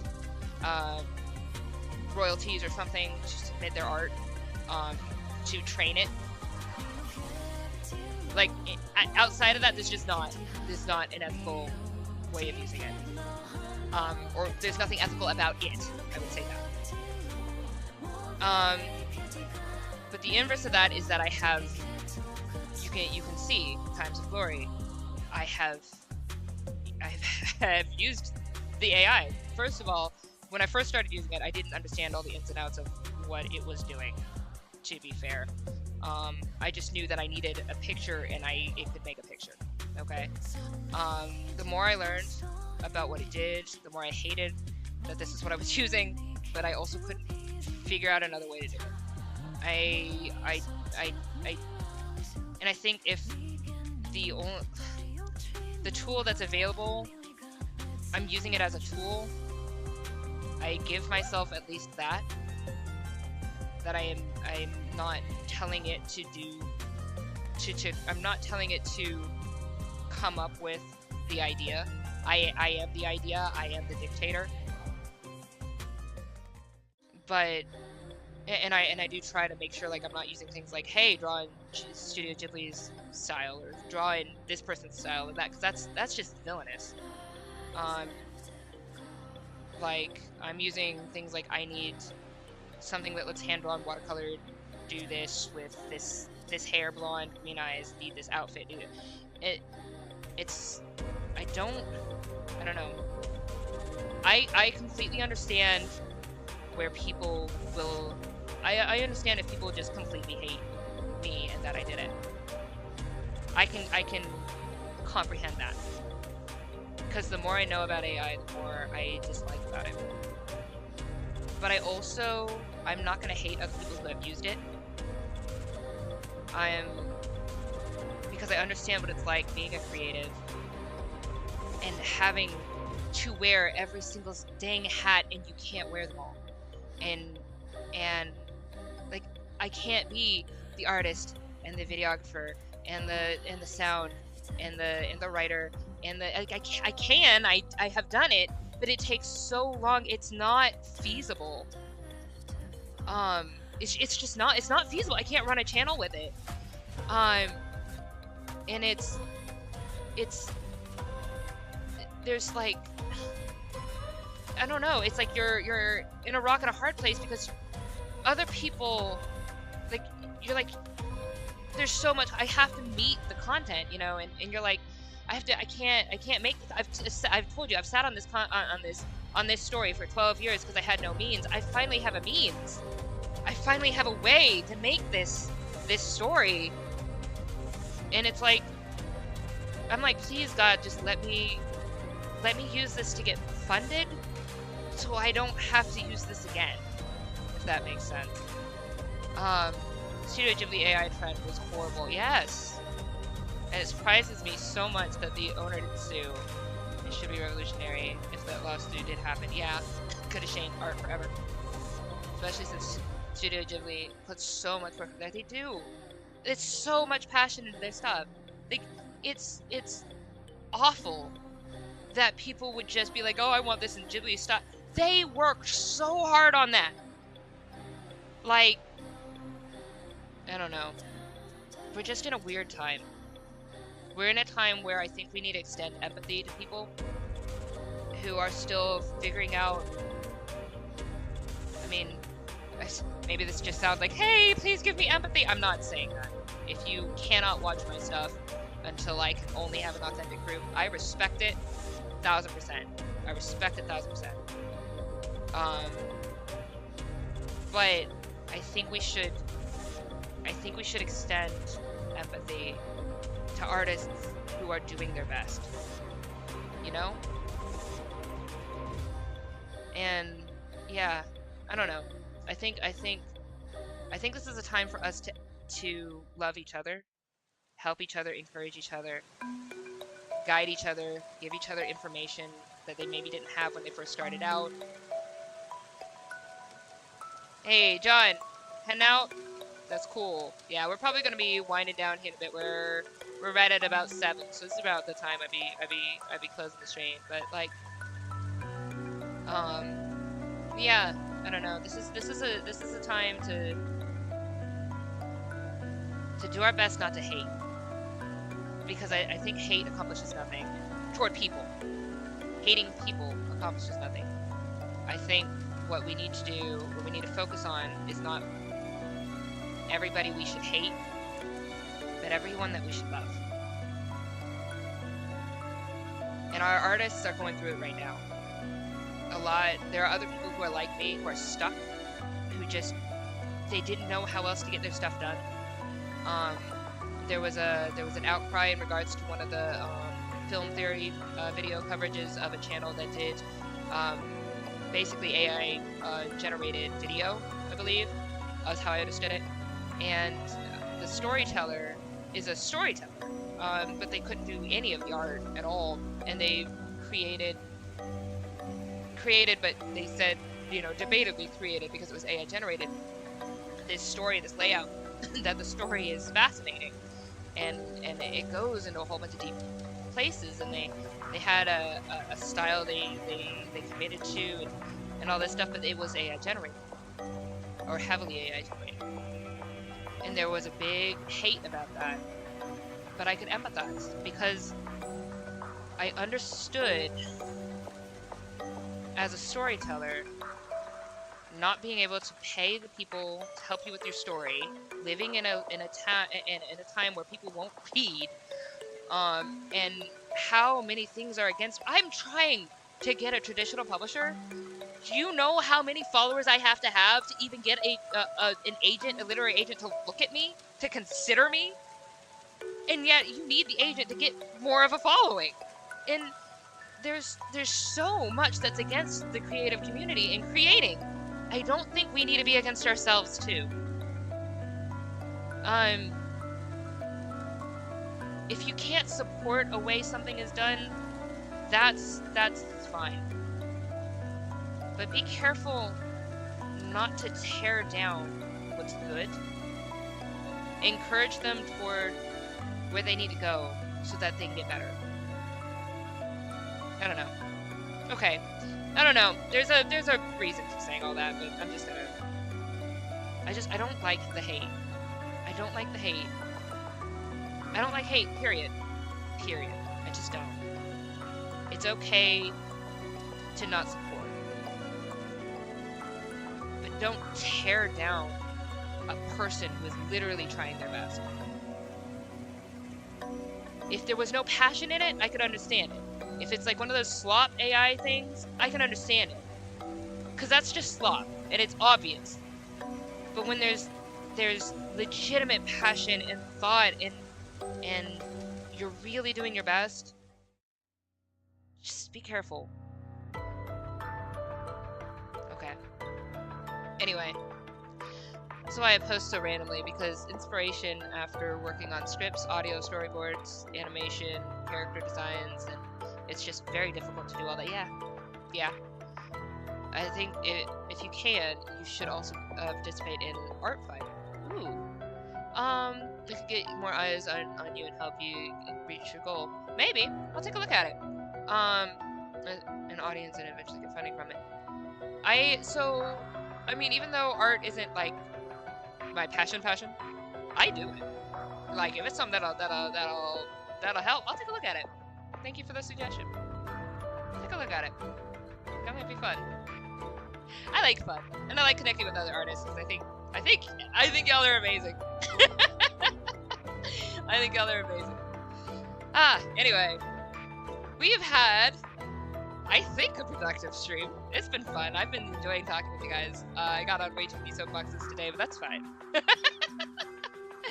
But you guys are amazing. Thank you so much for the support. I appreciate it. I will be kind of relaunching-ish my Patreon at some point. I posted a link to it. I'm not actively telling people to join it. That's not why I bring it up. I bring it up because I'm wondering what you guys would like to see. So if you were to become a patron, like, I was thinking about like showing inside information of the stories, but I don't want to give spoilers if people don't want spoilers, and then I was thinking, you know, showing some of the process and stuff like that as things that you guys could take a look at on a Patreon or on a Patreon. And but like if you want to see more art or things like that, or if you want more video updates, if you like more talk videos and just stuff like that, you know, because there's a lot of stuff that I just offer for free here on the channel. I'm not monetized, so it's not like I can make any money from any of this particularly. I can't monetize until I get 500 subscribers and $3,000 watch time. So, but like, if people wanted to become patrons, what would you want to see? I'm just putting that out there because I just want to know, so I can know what I can offer people, which you most, yeah. It sounds. I have so much in my brain, and I don't know. It's a weird concept. I'm not used to. Like, there's so much I just want to just tell everybody. You know, I want to just give it. I just want to give it away. And like, I wish I just had like for Patreon. I wish what they could do is just be like, I just feel like, you know, getting you a coffee today. Cool, just do that. Like, I don't want you to have to like pay monthly for something when I'm not giving you things. But if you just want to like give something, I want to have an option for you guys to do that. I don't have that, so because like, I feel bad doing a monthly thing if I can't upkeep it. It's got to be something I can upkeep. So I don't know. We'll figure it out. We'll figure it out. It's fine. That's neither here nor there. Okay, let's go ahead and call it today. But if you guys have things you do want to see or things you think might be fun, and thank you for the art fight suggestion. I'll take a look at that. Ideas that I might be able to go to, or conventions I might be able to be a part of, let me know. I am open to hear all suggestions. Nothing is a bad suggestion right now. I just want to learn all the things I don't already know, because there's a lot of things I don't. And there's a lot of communities you guys know that I haven't been able to be a part of because I've been spending all my time in my little hole under my rock working on this.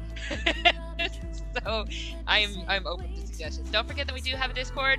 And I did post it, but I'm gonna go ahead and post it one more time. That we do have that Discord. Please feel free. Join here. Boom. There. That is our Discord. It's also on my channel. You can always hit the invite link on my channel. But y'all have a beautiful day. Stay gorgeous, and please go support Zippy Sound. Zippy Sound. They're in my description. Click on the link. Go subscribe to them. Support them. Whatever. They're awesome. I love their music. It's free and it's beautiful. Stay gorgeous, Peeps.